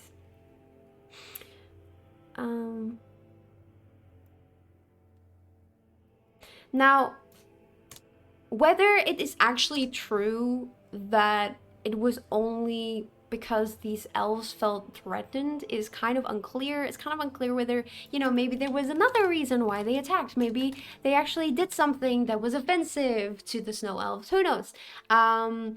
One of the theories was actually that the Admorans had discovered the Eye of Magnus where the humans had built the settlement. So where Sarthal is, they had found the Eye of Magnus.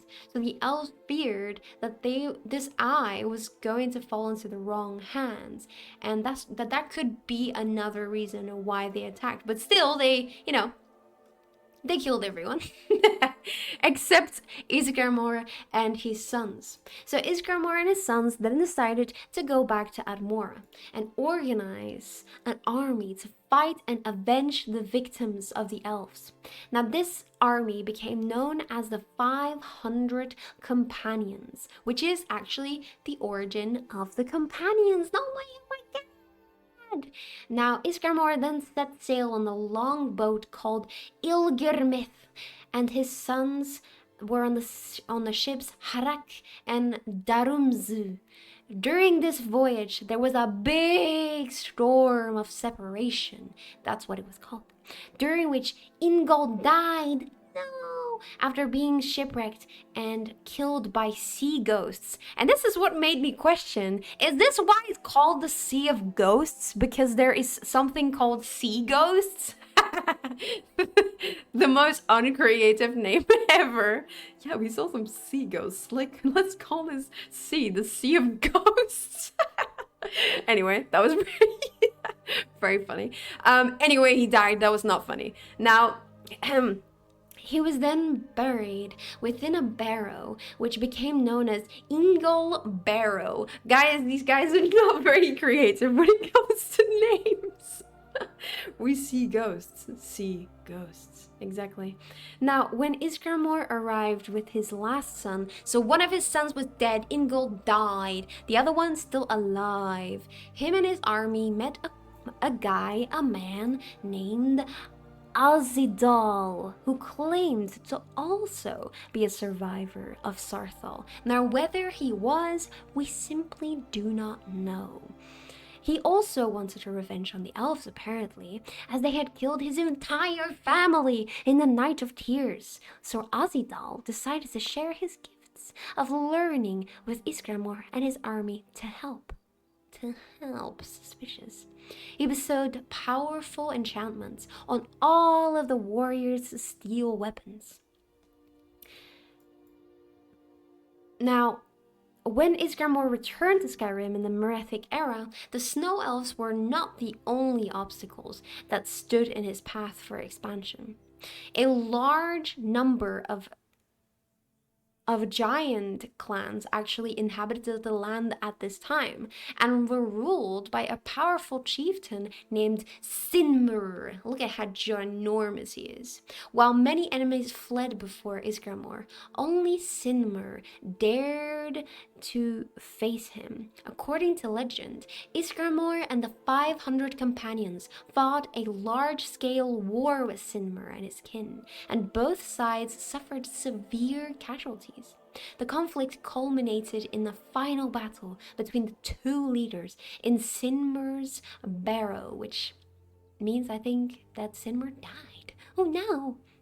As they dueled, Isgramor shattered Sinmur's club and finally slayed him with his legendary battle axe, Wusarat. Now,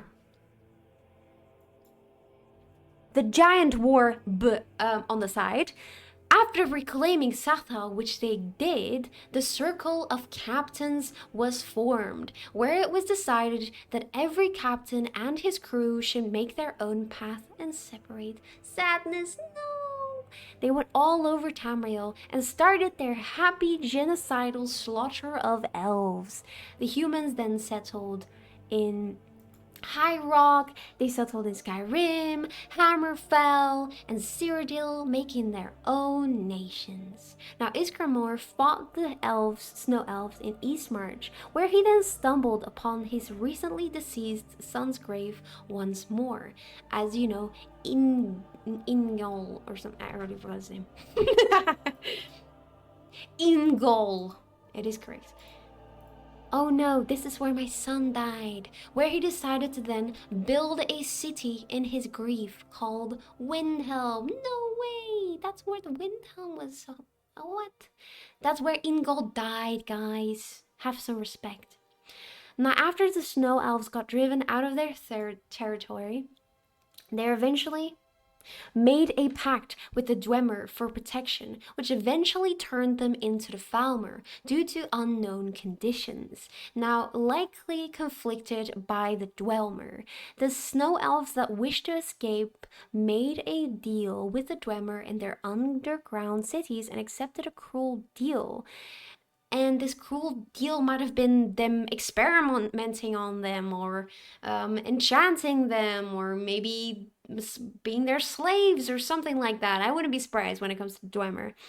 But either way, when that was happening, several centuries later, an ice age actually made Admora uninhabitable. Oh my god, they couldn't live there anymore. Oh my god. So after Isgramor came back with his army, took over Tamriel and everything, well, not everything in Tamriel, but a lot of places in Tamriel, they were actually lucky because after they left, it became completely uninhabitable due to an ice age. What?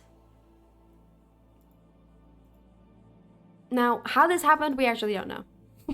We don't know why an ice age happened, but it did, and now it's a block of ice, so oh well. Now then, we have the Dragon Wars. So as we know, in the beginning, now I actually still don't have an answer to this. I actually don't know. I don't know whether the Needs and the Admorans are the same. Like, I don't know. I tried to look it up and I just couldn't find answers. I don't actually know. But we know that the Admorans probably came from Admora, so, you know. But as we know, in the beginning, these Admorans, they worshipped dragons because the dragon is supposed to be the highest in the pyramid when it comes to animals, and they worship animals. So they were happy to be, you know, worshipping these dragons. The dragons were happy to be worshipped because, like, who doesn't want to be worshipped? They were ruled by dragon priests as well, and so forth. So they actually saw them as the head of their pantheon, together with other animal totems such as the hawk, the wolf, the snake, and so forth, which was actually an early interpretation of the divines. Hi, whatever. Hi, Puma. How are you guys today? Kagranak was like, hey, step into this superpowered chamber and I'll shoot you with a super power ray. Sounds good to me. But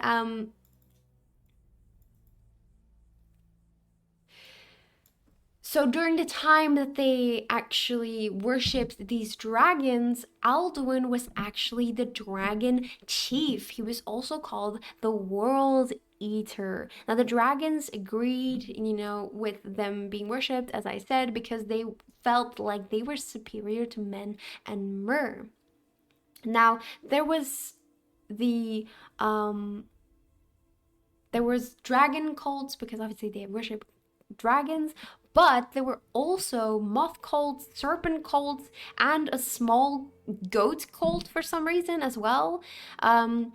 And the dragon cults, they had dragon priests that were really powerful because these dragons used them, to, I guess, as small rulers to keep the other Admorans in check, but in exchange they also gave them small amounts of power, which is crazy because when you've fought a dragon priest, they are so strong, and that's only a small portion of their power. What the fuck? But yeah, in exchange for absolute obedience of the people, they got a small piece of power. Now, these dragon priests during this time were treated as kings, and the rest of the population was treated as slaves. But I guess at the time they did not mind.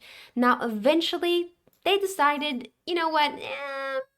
I think we do mind. So they decided to rebel because of this cruelty, which started the so-called Dragon Wars. Now, because they were greatly outnumbered, they actually needed assistance, which came from their god called Kain, who sent Parsunax, who is Alduin's brother, to assist them. He taught the power of the voice to mankind, creating the first tongues, the one that do the zoom. Now the ancient, here he is teaching the thum, boom, and he turned into the tongue, boom. Sorry, this is wrong. This is supposed to be Alduin. I guess I forgot to change the name. This is not Parthenax. This is Alduin. Now, eventually, ancient Nordic heroes called Theldir the Old and Gormleth Golden Hill. Did I forget the? Oh my god! Error after error today, guys. So we have Theldir the Old, Gormleth Golden Hills, and also a Hakan other name, which I did not include, fought Alduin at the throat of the world, which is the highest peak.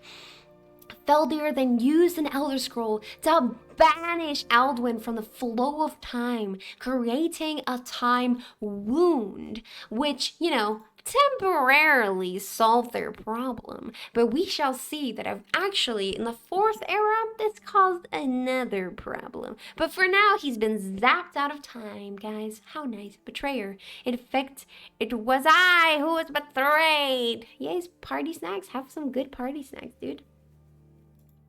But yeah, after Alduin was defeated by these three mighty heroes, the surviving dragon priests were then overthrown, remains of dragon entombed, and all dragon cults exterminated.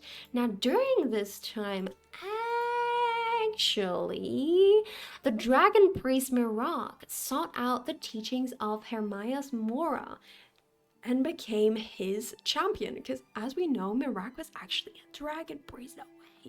Now Mora taught Mirak the power to bend the will of dragons.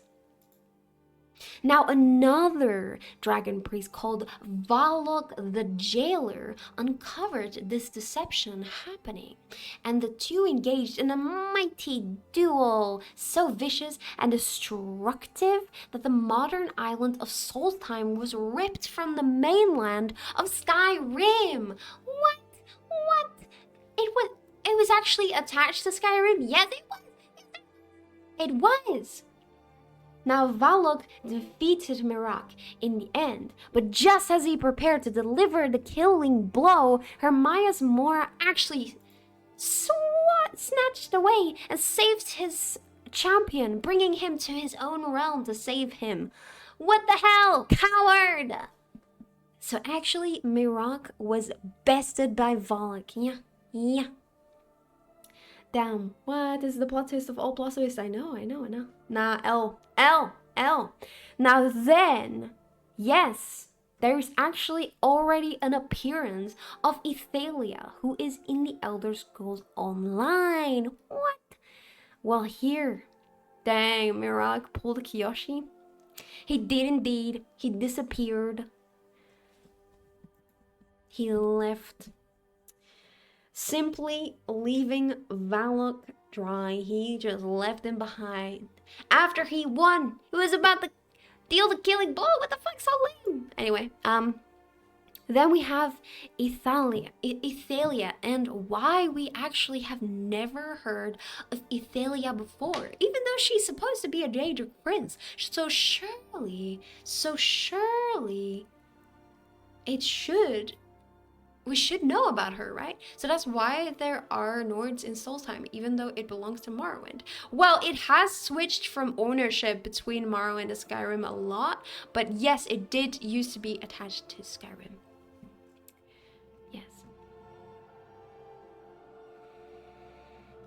Yes. According to my source, anyway. Yeah, I have many sources. Nords kind of invaded Resdane a lot. And there's that.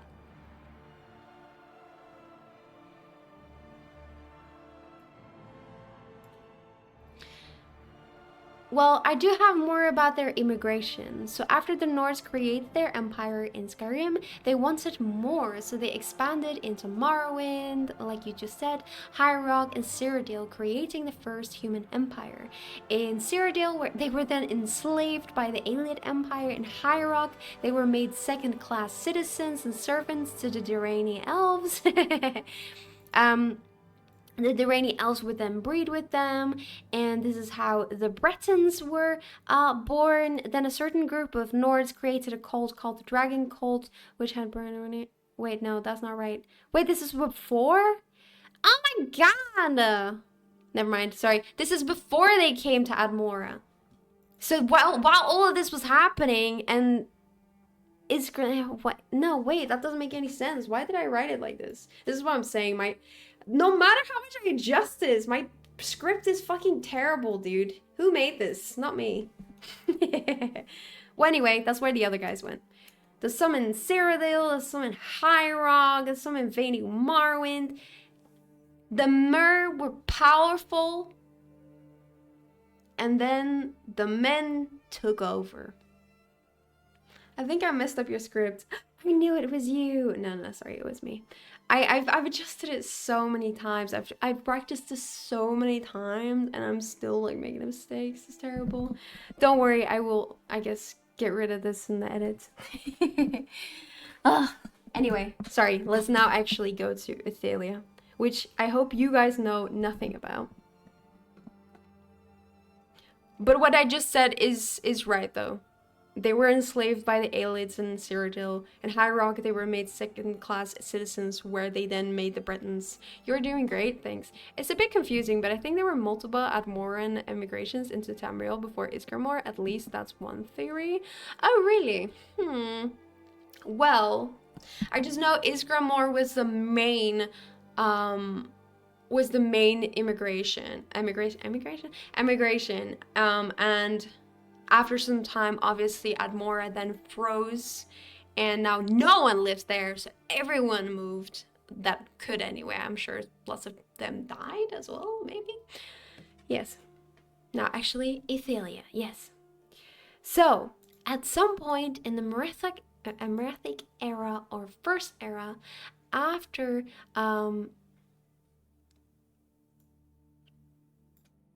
so after blah, blah, blah, okay. Let's start that over, sorry.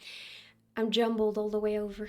At some point in the Merethic era or First Era, the Daedric prince Ethelia, who we at the moment know not very much about, used her power to alter fate to avert a coming catastrophe. Catastrophe? Yes, a catastrophic event. So that's one of her powers. She gets to basically change fate. She gets to change how reality works, which is a very dangerous power. But she saw a catastrophic event that was going to happen, so she altered fate. Now, Mora then examined her fate threats and saw that her power had already caused irreparable damage to the fabric of time, and that if this was allowed to continue, her very existence would endanger all of reality. Now, Mora's fear then got even worse when Ethelia then created something called the Loom of the Untraveled Road, which is a series of portals within portals leading to the many paths. So something called the many paths, which are basically alternative realities. So, recap. She created something called the Loom of the Untraveled Road, which is portals in portals, which lead to something called the many paths, which are alternative realities, portals that lead to different realities entirely. Now, Ethelia is said to be able to reshape these fates, seeing the alternate fates and histories and then weaving them into realities. So she can basically just pick and choose the realities that she wants, stick them together with some glue, and then make them true, I guess. Now, she actually wanted to give every being their desired history and break the shackles of fate. So she didn't actually want people to be tied, I suppose, to a certain fate. So Mora then warned Ethelia to abandon the plan to use her Loom of the Untraveled Road and alter the fate of the city of Neriastare.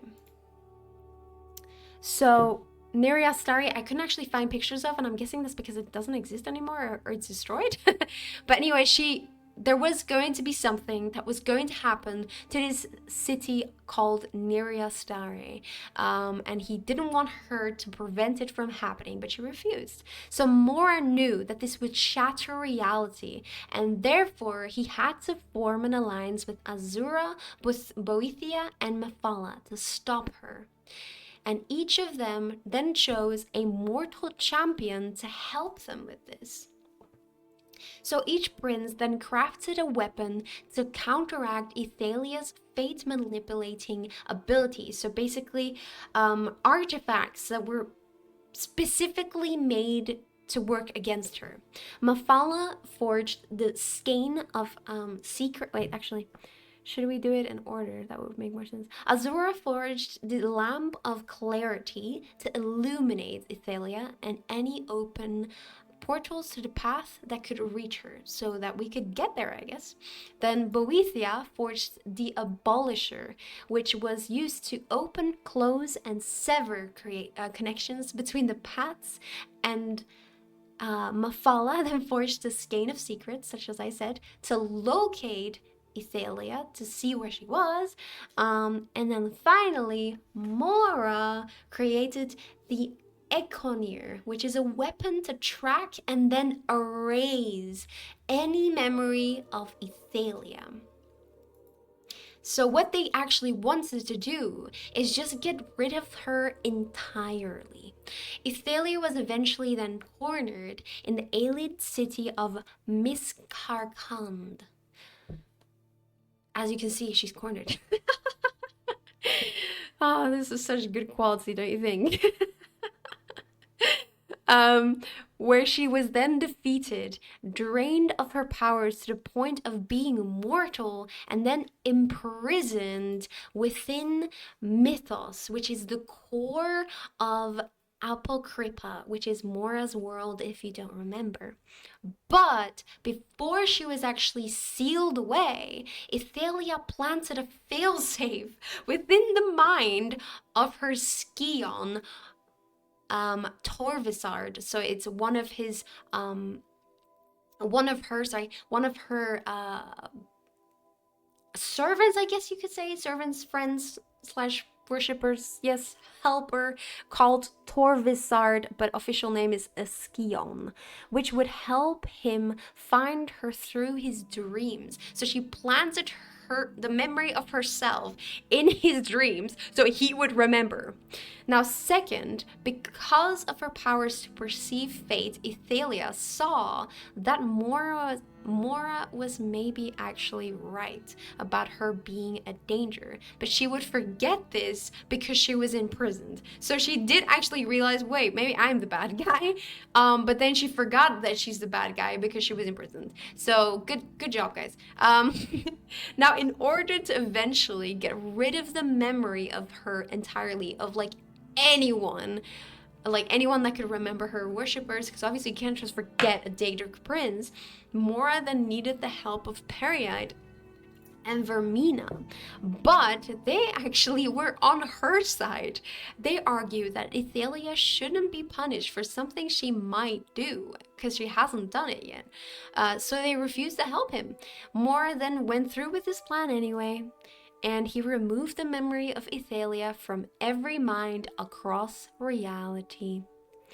And that's the introduction to, well, not introduction, but that's like the pre-lore to the Elder Scrolls Online Necrom expansion.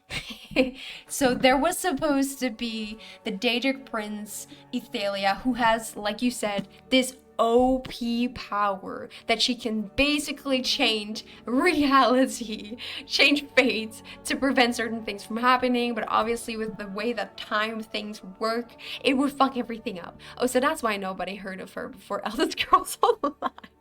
Yes, very, very handy that they made it like this, of course. It's so true.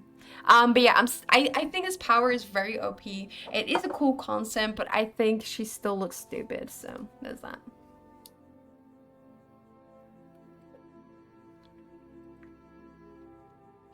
But so, I feel like bro carried. He did. But that was the Merethic era, guys. Isn't that so exciting? Oh my god. And we've got like an hour left, guys. We've got so much left. Craziness. And is this a recap of the other stream? No, no. No, I'm not recapping anything, bro. What the hell? No, we finally finished the Merethic. So we've done the Dawn era, we've done the Merethic era, and now we're going over to the first era, which is actually the first, I would say, actual recorded history. Since we have so much time, why don't you recap the Merethic era for? Why would I recap it? I can't do that. That's way too much work. Just watch the previous VOD. Got it. Do I have to do everything? But anyway, let's start in the first era, which is supposed to be the absolute longest era. Whoa, I love this. Yes, I need a recap. Guys, I can't do that. I'm like, so did Atakota die? What kind of question is that? Help! Oh my god.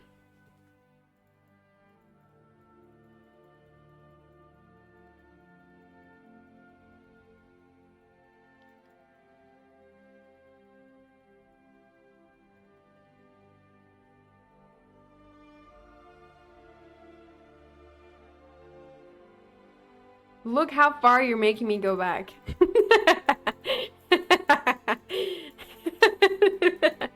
10 minutes per slide, no less allowed. No, but look how far you're making me go back. This is crazy. Actual streamer abuse. So, because you asked, we've got the Argonian myth, right? In the end, wait, how should I recap this? So we had Atak and Kota always fighting. They eventually combined into Atak Kota. So Atak and Kota combined into Atak Kota. They shed their skin, which then balled up, I think, and became their shadow. Right? Okay. So the Atak Kota, their skin, ate root, became the shadow. Now, in the end, this shadow consumed Atak and Kota, all the like spirits and the blood that they shed, which created seas and stones and all that shit, right? The shadow, which was the skin of the thing that it's eating, he consumed it all. And, you know, then he was still obviously the shadow. And then he shed its skin, which is all it was, and then it fell over the roots that were left. Now, I don't know what that means. I can't explain what that means. But Atakota was consumed by his own skin, and that skin fell on roots. That's what happened. This part is so cool, I swear, peak lore. Okay. Should have eaten the flesh and not the skin. What a dork. It happens, yeah. Anyway, let's go back to where I was. Let me actually scroll through it this time. I just thought it was very funny to just go back through all of it. Thanks for the recap. I love that that's like the only... So Atak and Kota, aka Anu and Paname, fought and created the shadow, aka Nern, and disappeared or something like that.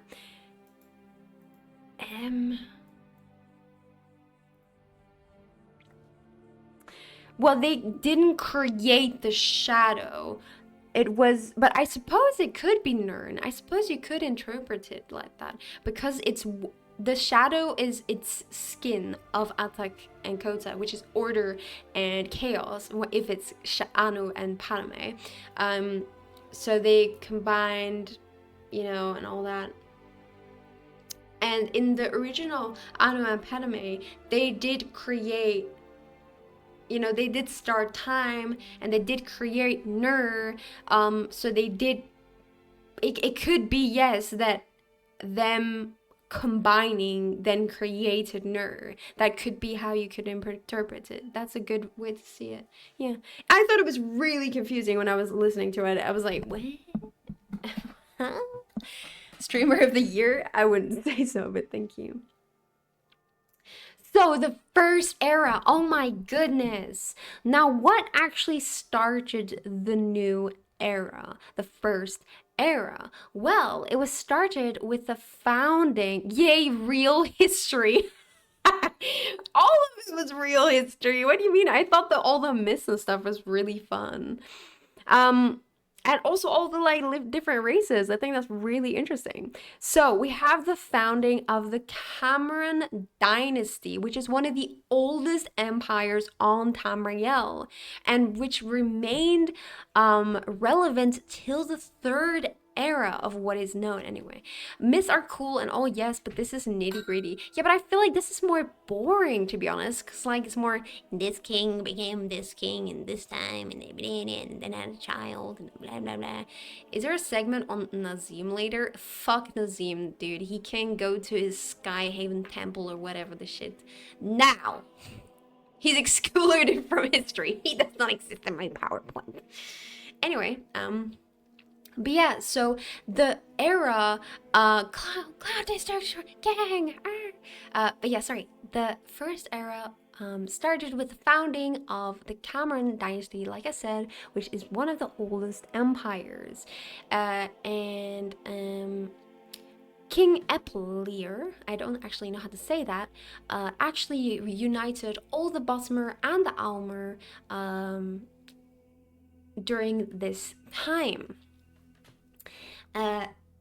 And now I don't really have a picture of King Eplir. This is Munkar Cameron from the Cameron dynasty. Hello. Hello, hello. Right. I am re-recording this because I thought I didn't do it justice once again. But I'm not going to stream it. Instead, I'm just gonna do it on my own time. So this is just a very little section, but I wanted to redo it because I said some things wrong. But yeah, so in the first era, 150, we do indeed have Commander Scorm Snow Strider, who finds the last dragon cult. Now, who was he? We have a fan depiction here, but that's not actually how he looked like because we don't know what he looked like. But I thought it was a fun ad. Now, he was a Nord commander of the Legion of Lord Harald's soldiers. So,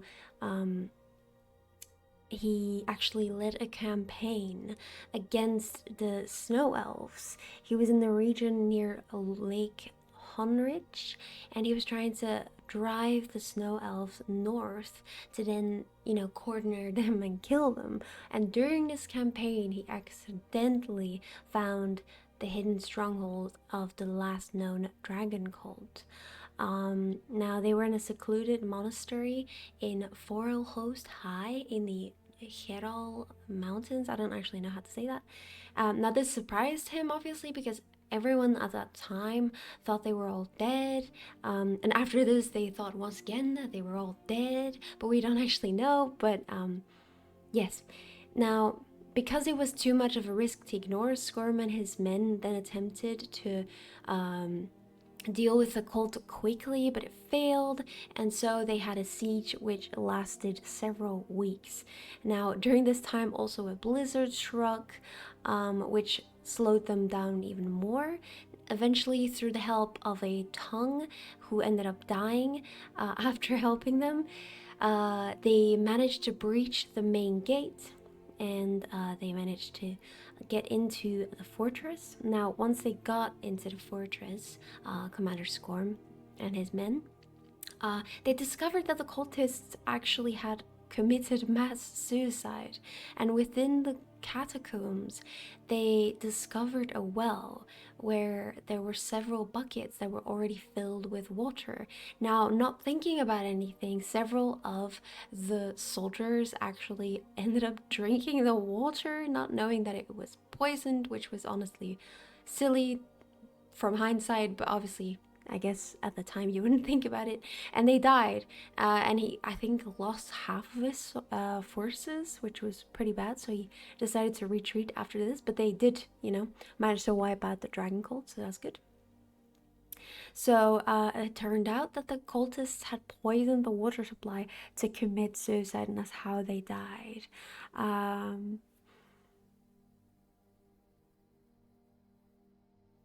Yes.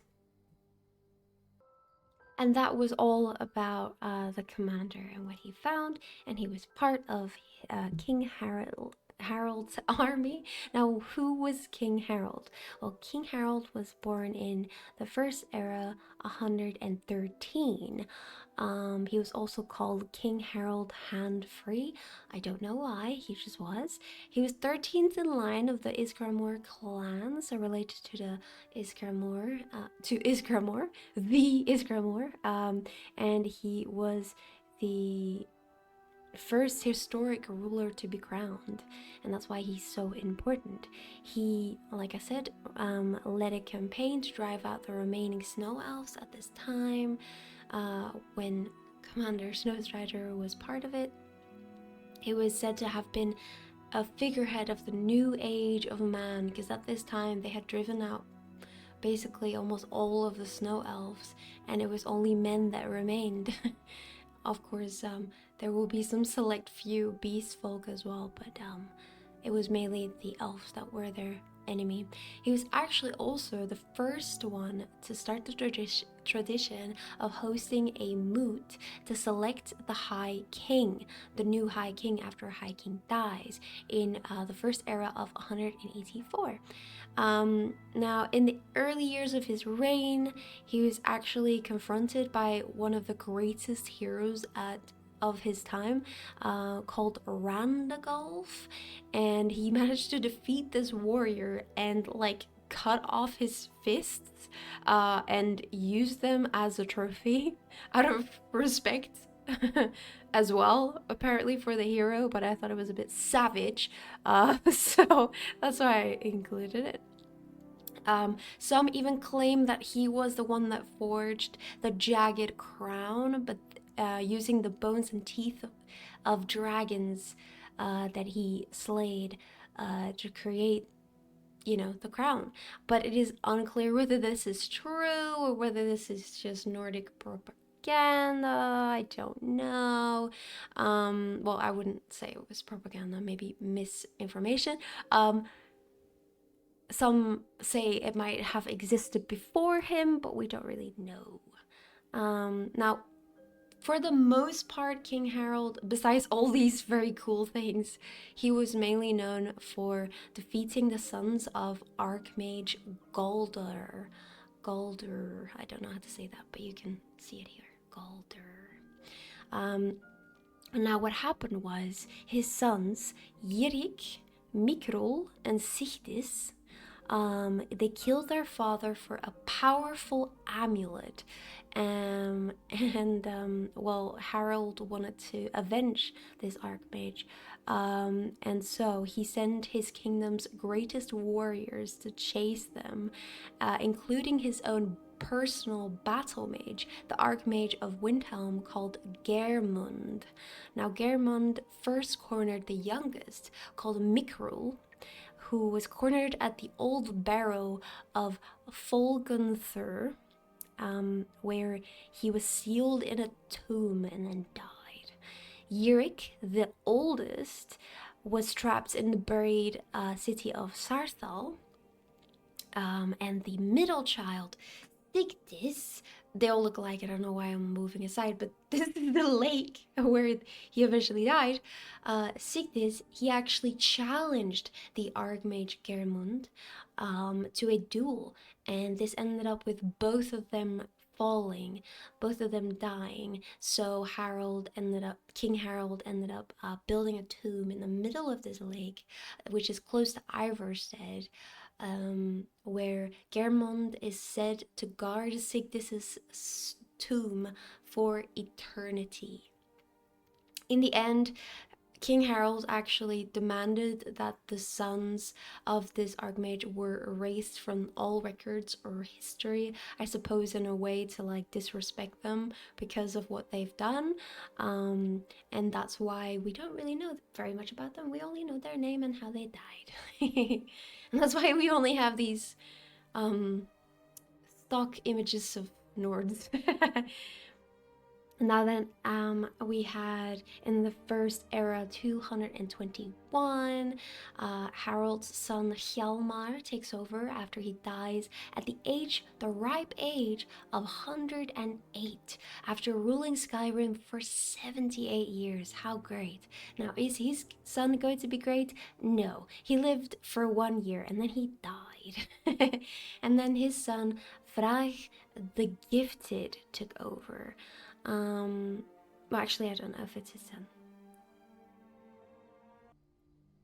It seems to be unclear. Yeah, I don't think we actually know how they're related, but both of them are part of the Iskarmore line. So I suppose they are related, but we don't know how. Yes.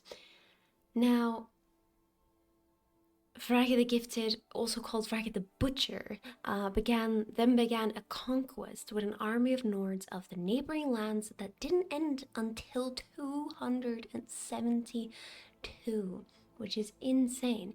He took over the majority of High Rock, Morrowind, which is Resdayn at the time, and part of northern Cyrodiil. So many, many, many parts. He actually ended up doing something very good. But yeah, this concludes my re-recording. Thank you very much for listening, and let's continue to pass Noah. And then he fucked off, I guess. Sorry, that was very random. The first era 200, the first encounter of Bretons happened. As we know, they were, second-hand citizens in High Rock, a lot of them, a lot of the men and mer mixed and made the Bretons a new race. Wow! Of course, back then you just called it the era. Yes. Damn, that Breton has some piano playing hands. That's so real. He has a scary hand, actually.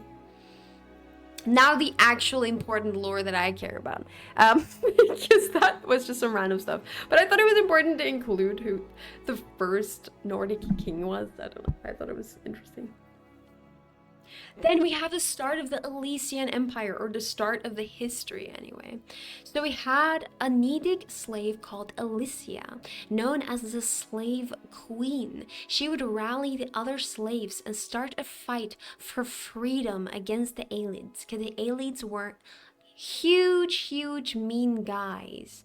She did this with some help of the Nords and some Aelid supporters as well. There was then she killed many of their oppressors, the Aelids, exterminating any who would not free their slaves. With some help of this Nordic empire, she then freed almost all of Cyrodiil, eventually, of course.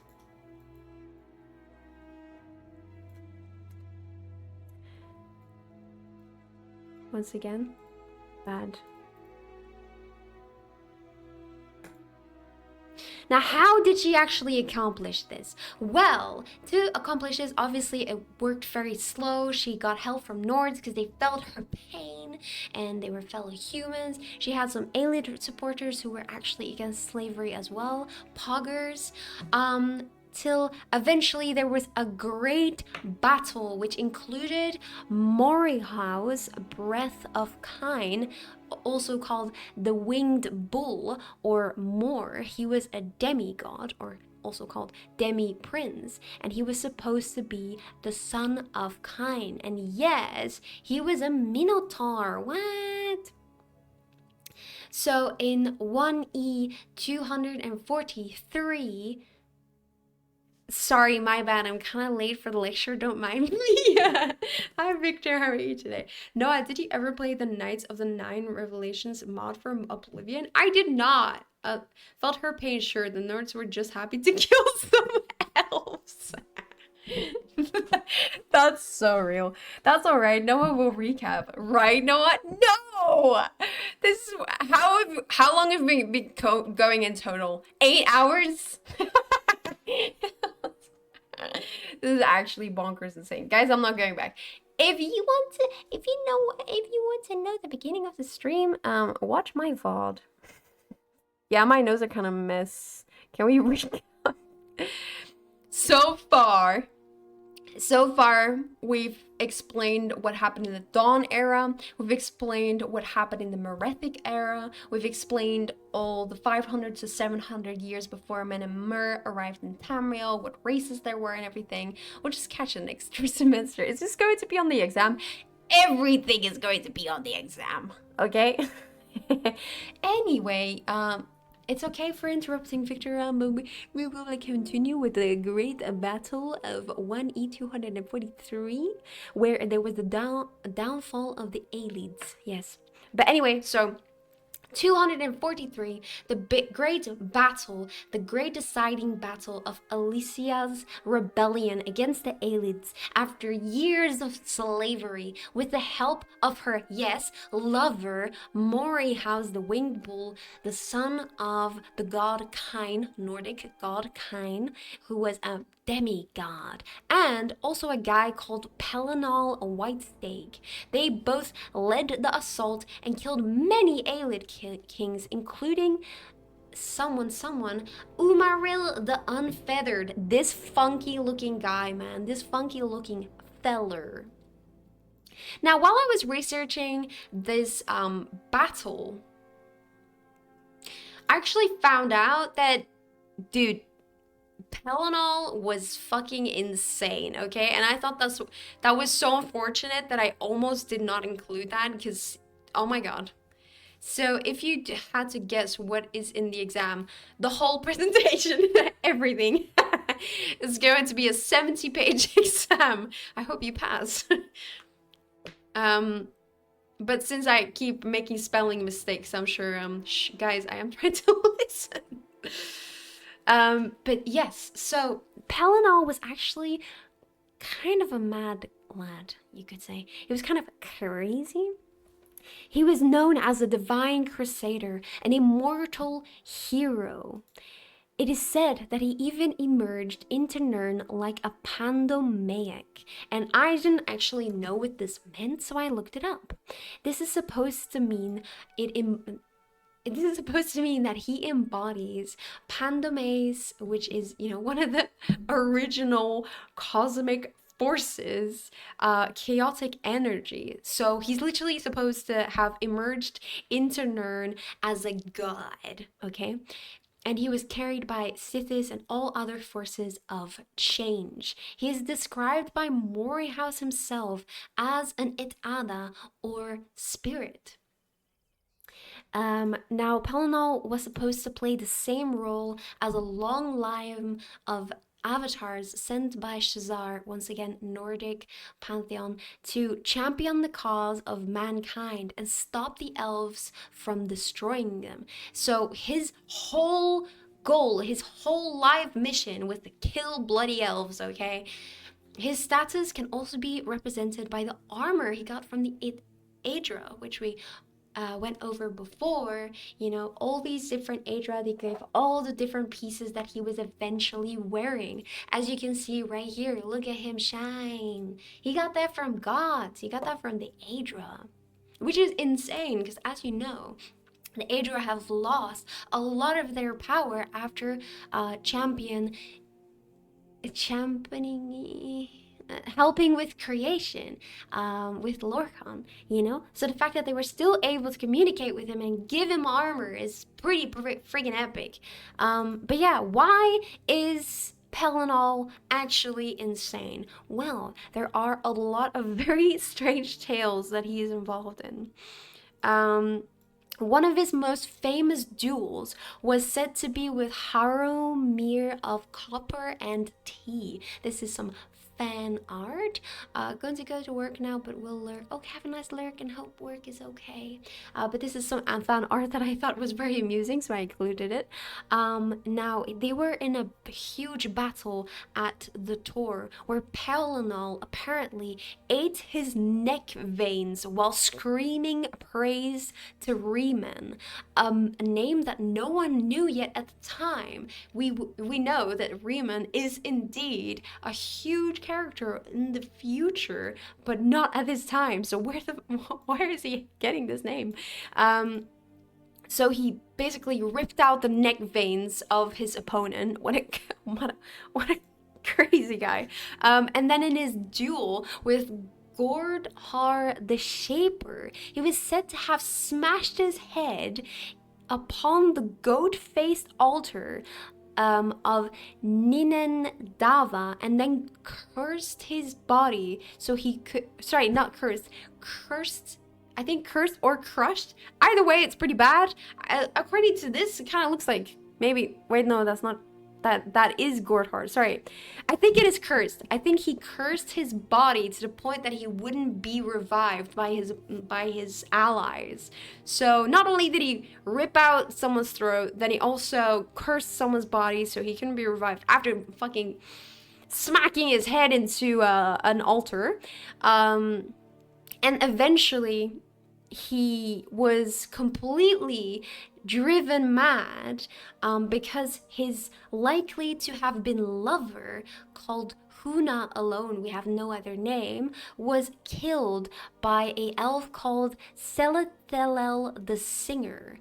He killed with no purpose after this happened. He killed any and all who stood in his way, some say even allies. Outraged and acting on his own instinct rather than thinking, he went in alone and he confronted Umaril. Oh my god! Upon his arrival in the city, Umaril revealed that he had tricked the Crusader and weakened Pellinol by sending in soldiers first who he had been saving, knowing that if he would send them in first, they would weaken him. Very, very smart, Umaril. Yes. Now, after his battle with Umaril's servants, Pelennor became surrounded by the last Aelid sorcerer kings and their minions. Bleeding in battle for the first time, Pelennor then smashed the floor with his weapon in a rage, sending pieces of rock flying in all directions. As his attackers withdrew in fear of their opponent, Pelennor screamed for Umaril to reveal himself and face the Crusader in combat. Umaril, you coward! Only after Pelennor was greatly weakened and badly wounded that Umaril came down to fight. Coward. Pelennor managed to then cut off the Elf King's wings and kill him. As his enemy died, Whitestake yet laughed about the ugliness of Umaril's angel-shaped helmet and recklessly insulted the ancestry of the half-elf, yes, half, and anyone else who was descended from the old Elfay. Enraged by these remarks about his heritage, the sorcerer kings returned and overwhelmed the weakened crusader, and eventually killing him. Sadness. Teach, can I use the bathroom? Yes, you can, Victor. Go on. Now, something that I came across that I didn't know how to include in this PowerPoint that I thought was really funny was super, super random. But so while I was reading about this epic battle, there was like this one random line on the wiki that said a line from the Song of Pelennor was removed regarding Morehouse getting an erection when he went to war.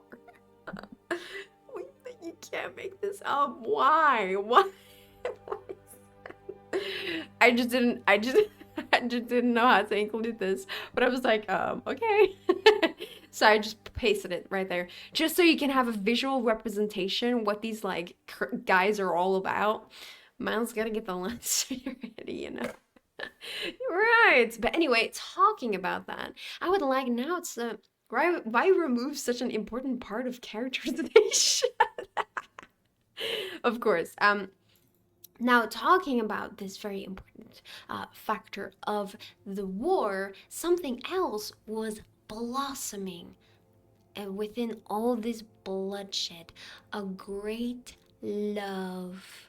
Alicia and Morehouse actually fell in love and had a child named Belharza, the man bull.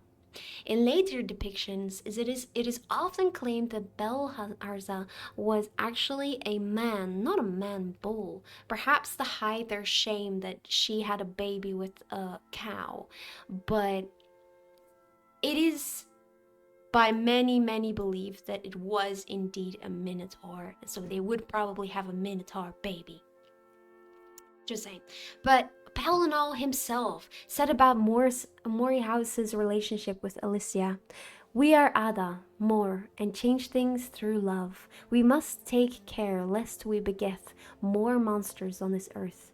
If you do not desist, she will take to you, and you will transform of all of Cyrodiil if you do this."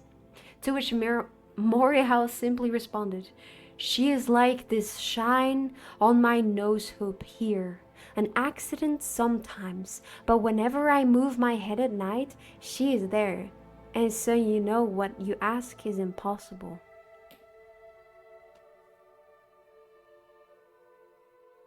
Which I have no clue what that means, but like that's supposed to be about love. She's like the shine on my piercing. Ow, how romantic. I swear to God, like none of this makes sense. But that's okay. That's okay.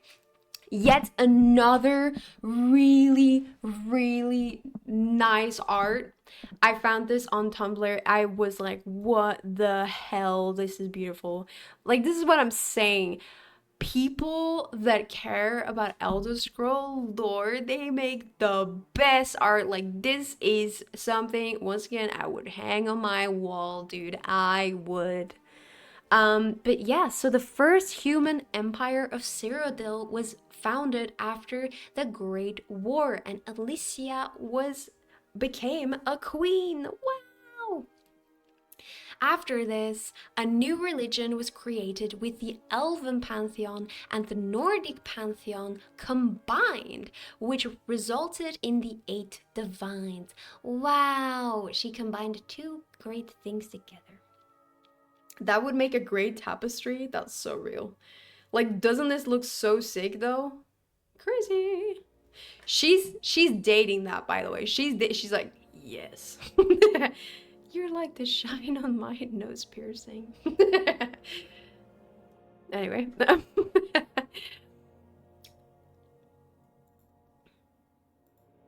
Yes. This is too early.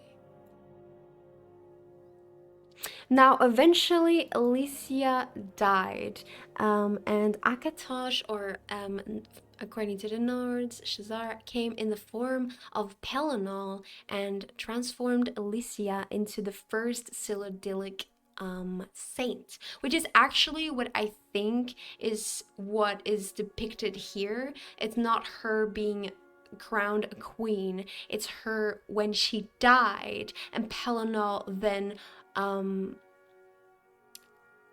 appeared to her after she died, actually Akatosh as Pelennor, and transformed her into the first Cyrodiilic saint,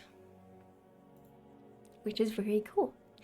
Now, Empress Saint Alicia became the first part in the Amulet of Kings, which begins the start of the protection of Tamriel from oblivion through an agreement between Akatosh and the Imperials. So she made this agreement with Akatosh and the Imperials so that Akatosh would protect them from the gates of oblivion, I suppose. Her son, Belharza, the man bull, was then crowned emperor after she died.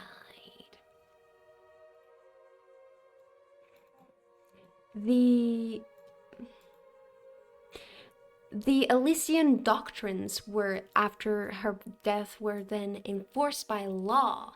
And these Elysian doctrines are very, very important because they decide how completely different the society becomes after her death. Because I feel like it's so... Well, some people like bulls. What is that emote? What the hell? No gooning in my class, okay? No gooning. This is not a place for gooning. This is a place for studying. What the hell? This is a Christian channel, I will let you know. How have you been, by the way, Savage? I feel like I didn't ask you.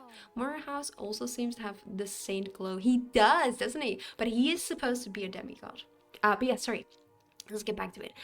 So the Elysian doctrines were enforced by law after Alicia died. Now, what are the Elysian doctrines? Well, these are supposed to be the Kurds, which the Elysian order follows. The doctrines,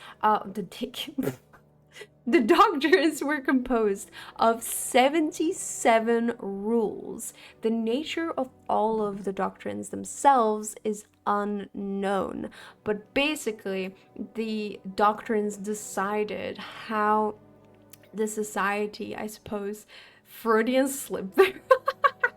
No, what the hell? But these rules really dictated, really changed how the society was built and how people were treated and how everything happened, I suppose, after this. Now, how did these doctrines actually happen to be? Well, that is actually a really... Did I not include a picture? I swear I did. Bro, wait.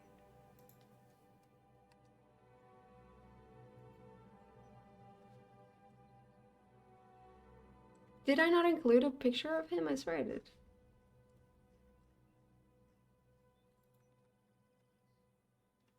Oh.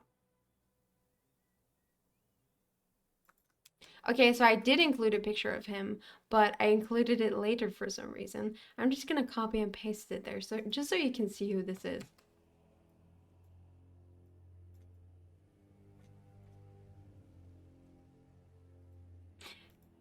There we go. This is Maruk. So the Elysian Order actually began by the teachings of Maruk. He learned the doctrines, according to him, from the ghost of Elysia herself.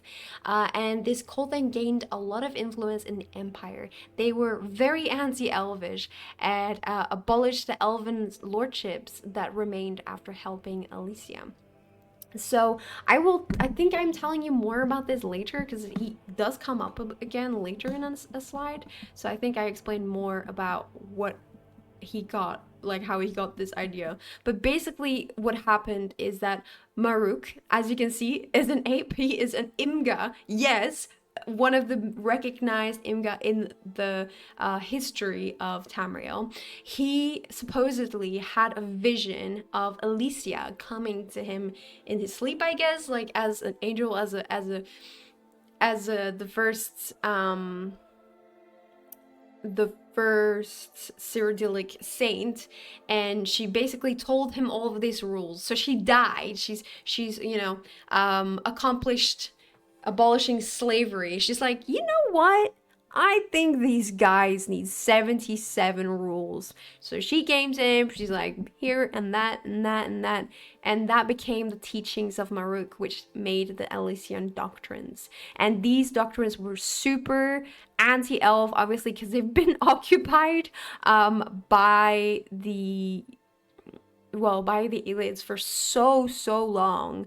But even the elves, even the elites that helped them abolish slavery, even they were punished by these doctrines. So it's a very big shift, and I think it's very ironic how different the empire became after Elysia died, because I think if she was still alive for these times, she wouldn't have agreed with it, which is very interesting to think about. The Imga were huge elf simps though. I guess Maruk was different. They were! Yes, they were! Isn't that interesting? I didn't even think about that. Yes. Well, I guess they shifted. I guess they were like, nah. Let's... Now, okay. Did I write this wrong again? No, it is Borgas. Okay, I wrote it wrong on my text.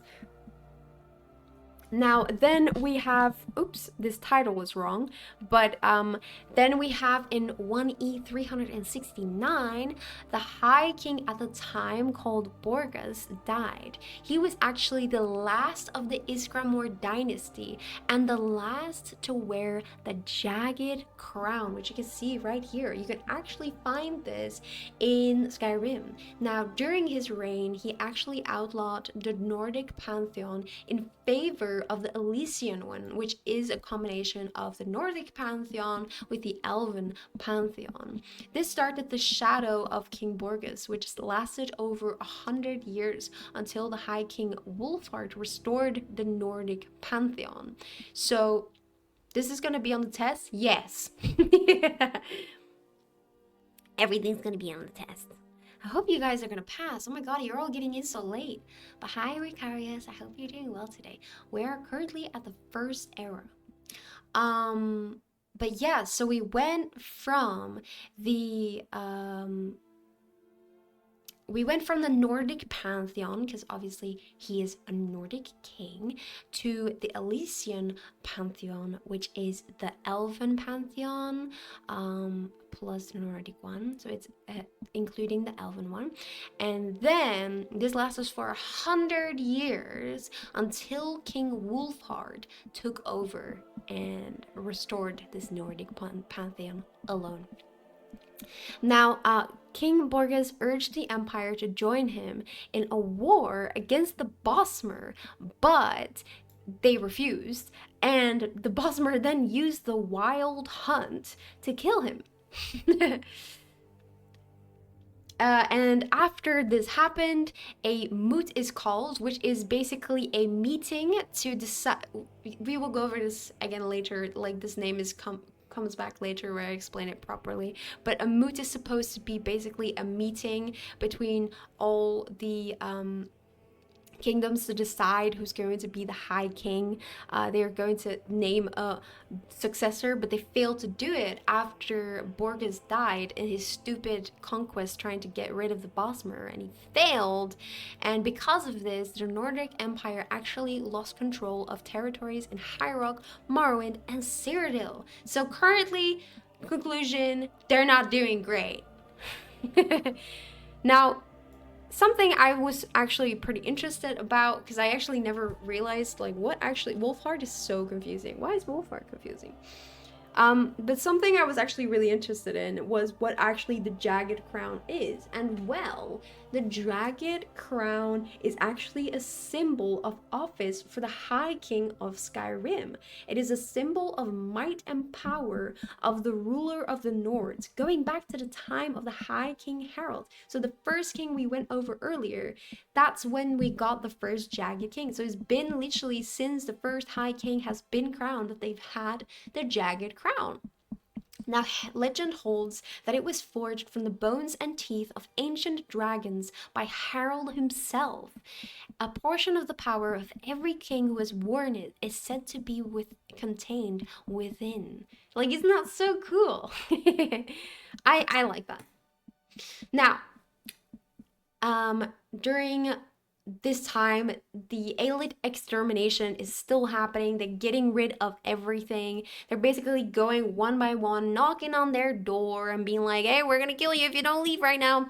So the Aelid vassal state of Nenalata was the last remaining city of Cyrodiil, which was given an ultimatum by the Elysian Order. They had to leave or be faced with extermination. Now, King Dinar takes those who would join him and then began a journey to the Durrani High Rock. Those remaining would eventually be slaughtered by... Those remaining in Nenalatha would eventually be annihilated and slaughtered by the Elysian Order. So they're slowly getting rid of everyone. Hell yeah, I've been taking notes since the beginning. You have? Can I copy your notes? Don't worry, you can always watch the recorded lesson. Well, because Wolfheart keeps dying and coming back in a bunch, and he's like tied into Izmir and the Dragonborn and Underking and stuff. Well, I guess, but when you look at it slowly, I don't think it's that confusing. But yeah, so that was the first one, and then they're still busy killing elves, what, 20 years later? So they're still killing elves, by the way. So they started, when did they start? When did they start? In 361, the Elysian Doctrines happened. So it's been 30 years, basically, since they've started their campaign against the Aelid elves, even though these Aelid elves helped them accomplish getting rid of their slavery, you know? But yeah, so at 393, they're still busy. Malada was then accused by local needs, actually, that the Aelids made it impossible for them to farm. So they asked for aid to deal with these Aelids. Now, the Elysian Order then decided to massacre the Aelids, burning their relics and their books. Teach, is this before or after Elven rights? Elves don't have rights yet, actually, I'm afraid. Elves are still getting killed left and right, but so are men. You know, it's a constant struggle between both of them. Hi Noah, I don't have much time to stay and watch for long, but hope the lore streams are going well. They are going pretty well, Fisto. I hope you're doing well as well. Thank you so much for popping in. I really appreciate it. But yeah, it's been a lot to deal with. There's been a lot to go through, so I hope I'm doing it justice. But I think I'm doing pretty okay. Sorry, I'm just gonna get my hair tied for a second. My hair is annoying me.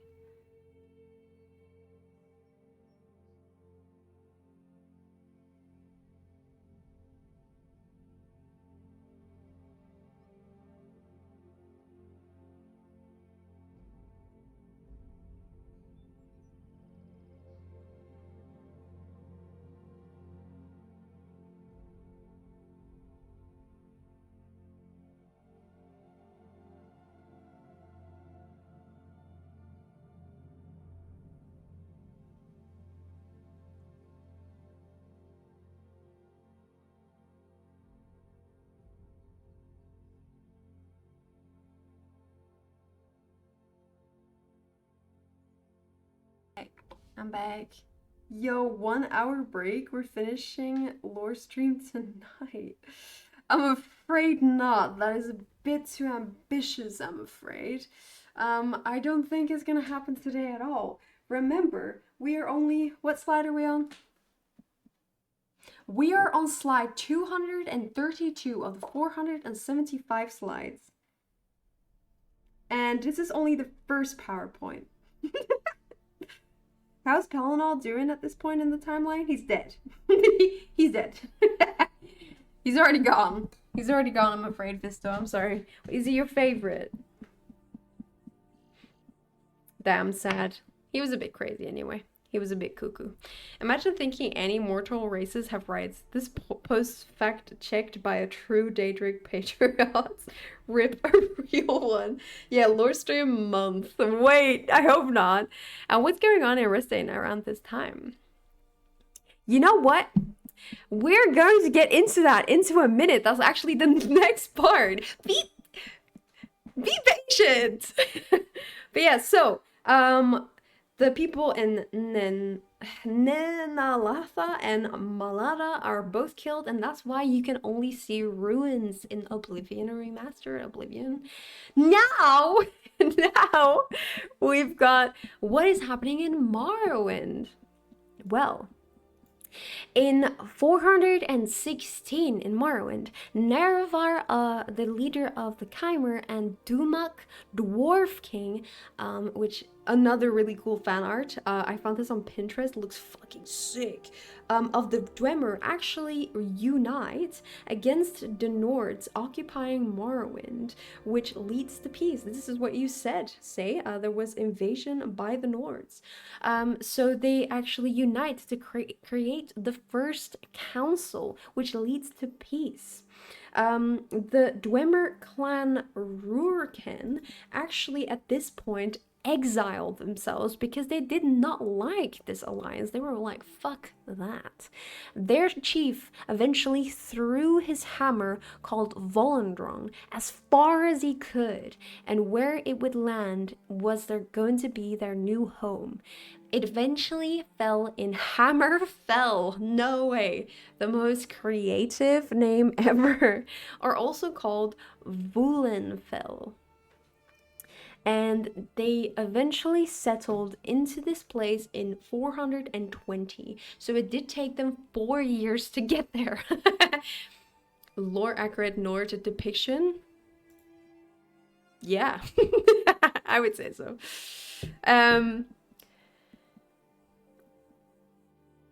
The most based elf exterminator out there. I hope to. I have only played Skyrim modded. Why am I here and why I kind of do not want to leave? Don't leave. There's so much cool lore left. Because this is awesome, and this is why there are dwarven ruins in Hammerfell and Arena. Well, I haven't played Arena, so I didn't know that, but that makes sense. 4 years to cross the continent with a huge army isn't bad. I suppose you're right, but isn't this art once again so beautiful? I regret that I did not include the artist once again. I think in my VOD adjustment I am going to just include all the artists I didn't do like in the description, because I like all of these are so, if I can find it anyway, are so good. Like, this is such a beautiful art. Then there seems to be a lot of throwing stuff across Tamriel, and it does do something, yes.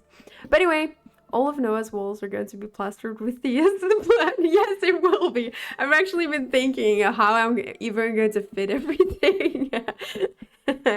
But yes, so at the same time, in 416, a man called Yudhin Windcaller, a Nordic warlord, was troubled by the defeat of the Nordic in Morrowind, which caused him to go into a 7-year-long meditation, which caused the creation of the Greybeards, which is like crazy stuff. Now, eventually, as we know, the War of Succession was still going on because the moot ended up not selecting a new High King after the death of High King Borges that wanted to take over the Bosmer and failed miserably.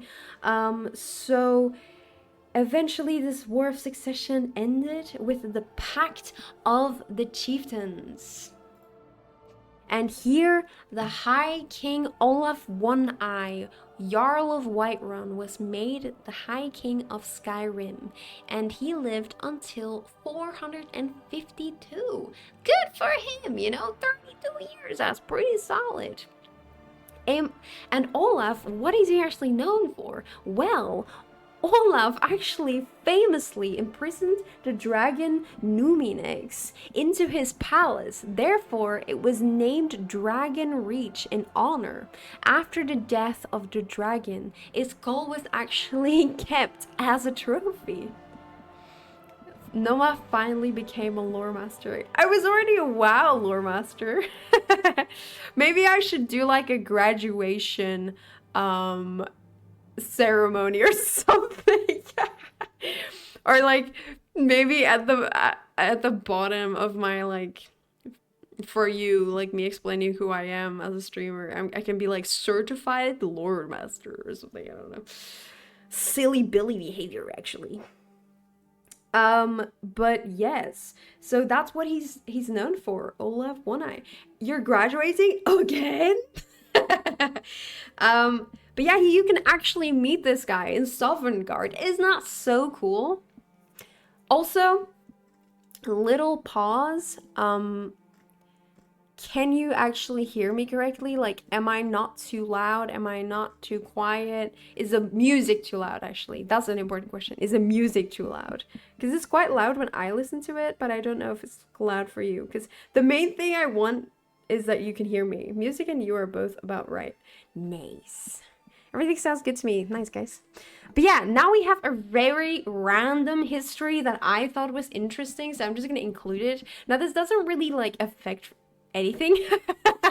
So this is not very important or anything, but I thought I was gonna do it anyway. We've got this guy called Rislav the Righteous. Now, Rislav the Righteous was born in... That's just not the same day. But he was born... I don't know which one is right, so I'm just gonna say he was born. He was born to the king and queen of Skingrad, and he eventually married Belaine of Kvatch, and they united the two kingdoms, stopping the feud. Eventually, a huge plague went about Cyrodiil, killing Rislav's entire family, except his stupid older brother Dorold. Now, Dorold returned home to rule Skingrad and decided to just give the kingdom over to the Empire. Now, Rislav was fucking furious, okay? He was pissed. He was like, what the hell? So, he decided to go to Skingrad with his father-in-law's army and gain control by executing his brother. Rislav was then named King of Skingrad and would be the beginning of the resistance against the Elysian Empire in Skingrad. And High King Hogue Mercular and Ryan Direni, which is an elf, joined him in this battle. Now, this is what was said about him executing his brother. The brothers faced one another in the castle courtyard where they had grown up. In typical Colovian fashion, there was no trial, no accusations of treason, no jury, no judge, only an executioner. Thou art no brother of mine, Rislav Larik said, and struck Dorold's head from his shoulder in one blow. He was crowned King of Skingrad, still holding the same bloody axe in his arms. Now, why did I include this? I thought this was just like really sick. This sound was just really cool, okay? Anyway, now then we have some relevant stuff that you can actually find in Skyrim. Valid reaction. So real. So real. Now, eventually, High King Hiorik the White died at one point. Now, who was Hiorik the White? I actually kind of forgot, so we're gonna look it up. Give me a second. He was a High King, I did think so. I just wanted to check. So the current High King of Skyrim, Hiorik the White, died. He's not very relevant for anything else, I guess. He had rebelled against the Emperor, against the Elysian Order, but I guess he failed. So he died during the Battle of Sungard, which was him trying to rebel against the Elysian Empire. And after this happened, Hogue Mercular took over. Now, whether this is an accurate depiction, I do not know because this is fan art. But is it some sick fan art? Yes, it is. Yes, it is. Yes, it is. Yes, it is. Could I not find the artist? No. But if you are the artist, this is sick. But yes. So after Hogue Mercular, which basically means elf killer, took over, the Battle of Glenumbra Moors happened in 1E 482. This decided the fate of High Rock. Here, Hogue Mercular actually died in battle again. Well, not again, but like someone died again. And the Elysian Empire was still kicked out of High Rock. Nice. The Dirani were pushed out over the years by Nordic nobility, but a few elven rulers remained, which is crazy, by the way. But like, because I just said that Hogue Mercular and Rian Dirani joined Rizlov. They joined forces, and when Hogue Mercular and his allies managed to kick the Elysian Empire out of High Rock, they decided to get rid of the Dirani. Again, like elves, learn. The men are not gonna stick with you, okay? You gotta stick up for yourself. Both sides. You can't work together, so just stop it. Stop it. Get some help. Anyway, after this happened, in 1E 482, when Hogue Mercular did die, Ismir Wolfheart, as you just explained, say, took over. And we actually know of him because here he is. This is his gravestone that we can find in Windhelm. It's very, very cool. Now, he then took the throne as High King. Elysian temples were destroyed, and they take the Nordic pantheon, as I said earlier, back. So no longer do they have the Elysian pantheon, which is Elven and Nordic. They only have the Nordic pantheon. Now, Ismir Wolfheart lived till 533, which is such a long time. 50 years, brother. Such a long time. Such a long time. Good for you. Good for you. Now, then, in 660, we have the Battle of the Dragon Wall, during which Malach, or Malakath, the Orcish god of the Velothi Mountains, is defeated. Yes, he is defeated and flies west. His fury is said to have caused the eruption of the Red Mountain at one point. According to legend, according to the Nordic legend, his intense anger as a result of this was said to fill the sky with his sulphurous hatred, later called the Year of Winter in Summer. Malach is also called the Mountain Fart by some Nords. It is their name for the Daedric Prince Malakath. This poor guy, man, he just cannot catch a break. It's so funny. Brings tears to my eyes. Like, the Nords are so unserious. Like, put some clothes on, okay? No one wants to see your nipples. God, you know? Mer and men are natural enemies like Mer and Beastfolk, or Mer and other Mer. Damn Mer, they ruined Tamriel. I'm seeing some non-canon statue. Why is this non-canon? This is Malakath, not Trinimag. Orcs have 6 nipples. Oh my god, racist propaganda.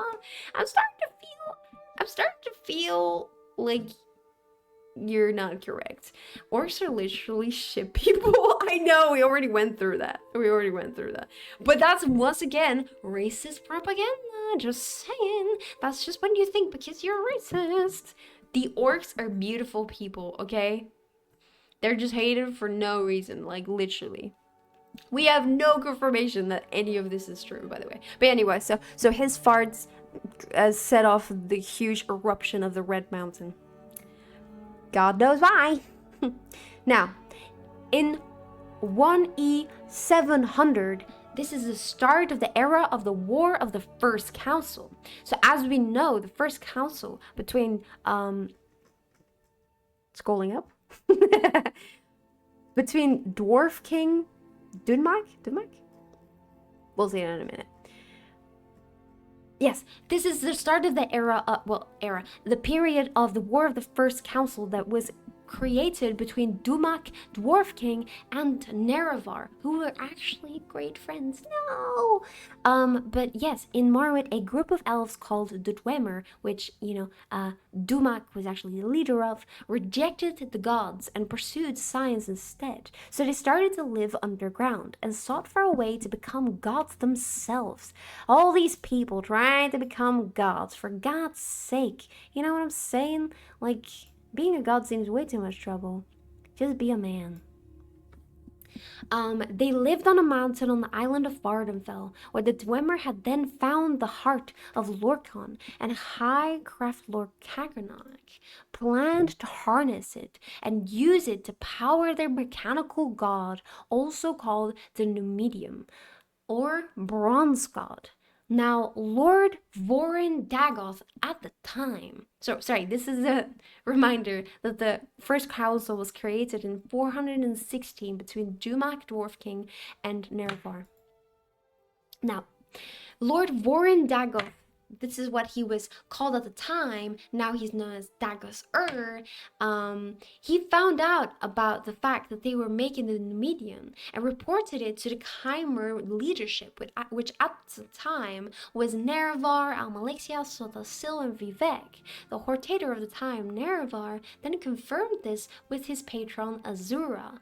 Nerevar then confronted his once great friend, Dumak. Vorin Dagoth? Who's that? You never went over House Dagoth when you went over the Great Houses. I did not. I think there was a reason for this, but I would think about why. And if there isn't a reason, and I didn't include it because I forgot, well, then I guess I will have to tell you about that next time, and then I will have to paste that in there in the VOD next time as well. Anyway, now you've ruined my flow. Oh my god. But yes, so after, well, that's not how you honor the sixth house in the tribe unmourned. That's some sick Haggernot art, by the way. I know, right? But look at Dagoth though. Oh my god, will this be on the exam? Yes, this is very important events indeed. Look at Dagoth though. Isn't he the most beautiful man you've ever seen in your life? Beautiful. I am very, very sorry that some of these don't have the names of the artists. Some of them I literally just found on Pinterest or on Tumblr and they didn't have a name. But I think this one does. Yeah, this one has a name in it. It says Stranded Ziggy. So there you go. Beautiful art. Beautiful art. But yes, sorry. So after this was revealed to Nerevar, he decided to confront his once great friend, Dumak, a Dwarf King. Now, some sources claim that he did actually not know of Kagranak's plans, but they still quarreled bitterly. Afterwards, this started the Battle of the Red Mountain. Now, this battle is said to have a dragon break, actually. Once again, really cool art. This battle is said to have different outcomes and details according to different people. Some people therefore theorize that it was actually a dragon break. Now, someone is going to ask, what is a dragon break? No, a dragon break is when the linear time is no longer linear. So your timeline is going all sorts of places, okay? It's no longer going in a straight line. And this is usually because of a catastrophic event. And I would say this is a catastrophic event. So, yes, everything's canon, Noah. That's not what it's about. It's not about it being canon. It's about the fact that it could be that like alternate reality and like alternate events happen and they're all true, you know? You know? Anyway, so the great battle happened. It could be a dragon break, but we don't know. Now, the war also had many participants, but the main people were the Dwemer under the leadership of Dumak, Dwarf King, against the Ashlanders under Nervar, Vorin, Dagoth, Almalexia, Sothasil, and Vivek, of course. Many also say that the Needs actually took this opportunity to then retake part of Morrowind. It is said that High King Wolfheart, once again, here he is again, that High King Wolfheart, remade as the Ash King, returned from Sovngarde to lead the Nordic armies, and he forged an alliance with the Orcs to further bolster their ranks. According to legend, his return is attributed to Shor, whose spirit was summoned into the world by the tongues. Together, they marched on Vardenfell so that Shor could reclaim his heart and his power. So a lot of things are happening, okay? The Nords are here, the Dwemer are here, the Dunmer are here. They're all fighting, they're all beating each other. Now, after a heated battle, in a likely last attempt to then activate the Bronze God, the Dwemer then disappeared. The Falmer, who they were fighting before, actually took over Blackreach after this, and that's why they are littered over their wonderful ruins. It's not because of Falmer made them. God, no, it's because they were just left behind. Now, then we have this horrible depiction. The heart of Lorcan was actually left behind after the Dwemer disappeared. Nerevar was unsure what to do with the heart, so he wanted to ask Azura on what to do with the heart. They left Dagoth with the heart to guard it because he trusted him. He thought he was his friend. Now, they left Dagoth with the heart while they consulted Azura. But Dagoth turned out not to be trusted and used the tools to get godlike powers with the heart instead. After this betrayal, the 4 other council members defeated him. Nerevar decided that they should leave the heart and tools alone like Azura would have wanted. But the 3 other council members, Vivek, Almalexia, and Sothasil, instead disagreed and allegedly killed him. They then used the tools of Gagaranak in the heart of Lorcan and became demigods for thousands of years, and they then became known as the Tribunal. Now, Azura, obviously, because they didn't follow her instructions, she was freaking pissed, okay? She was like, what the hell? She was pissed, so she decided to curse these Kaimer, by turning their gold skin into ashen gray. That's why they are now the Dunmer, or the Dark Elves. She also prophesied that Nervar would be reincarnated and right the wrongs of the Tribunal.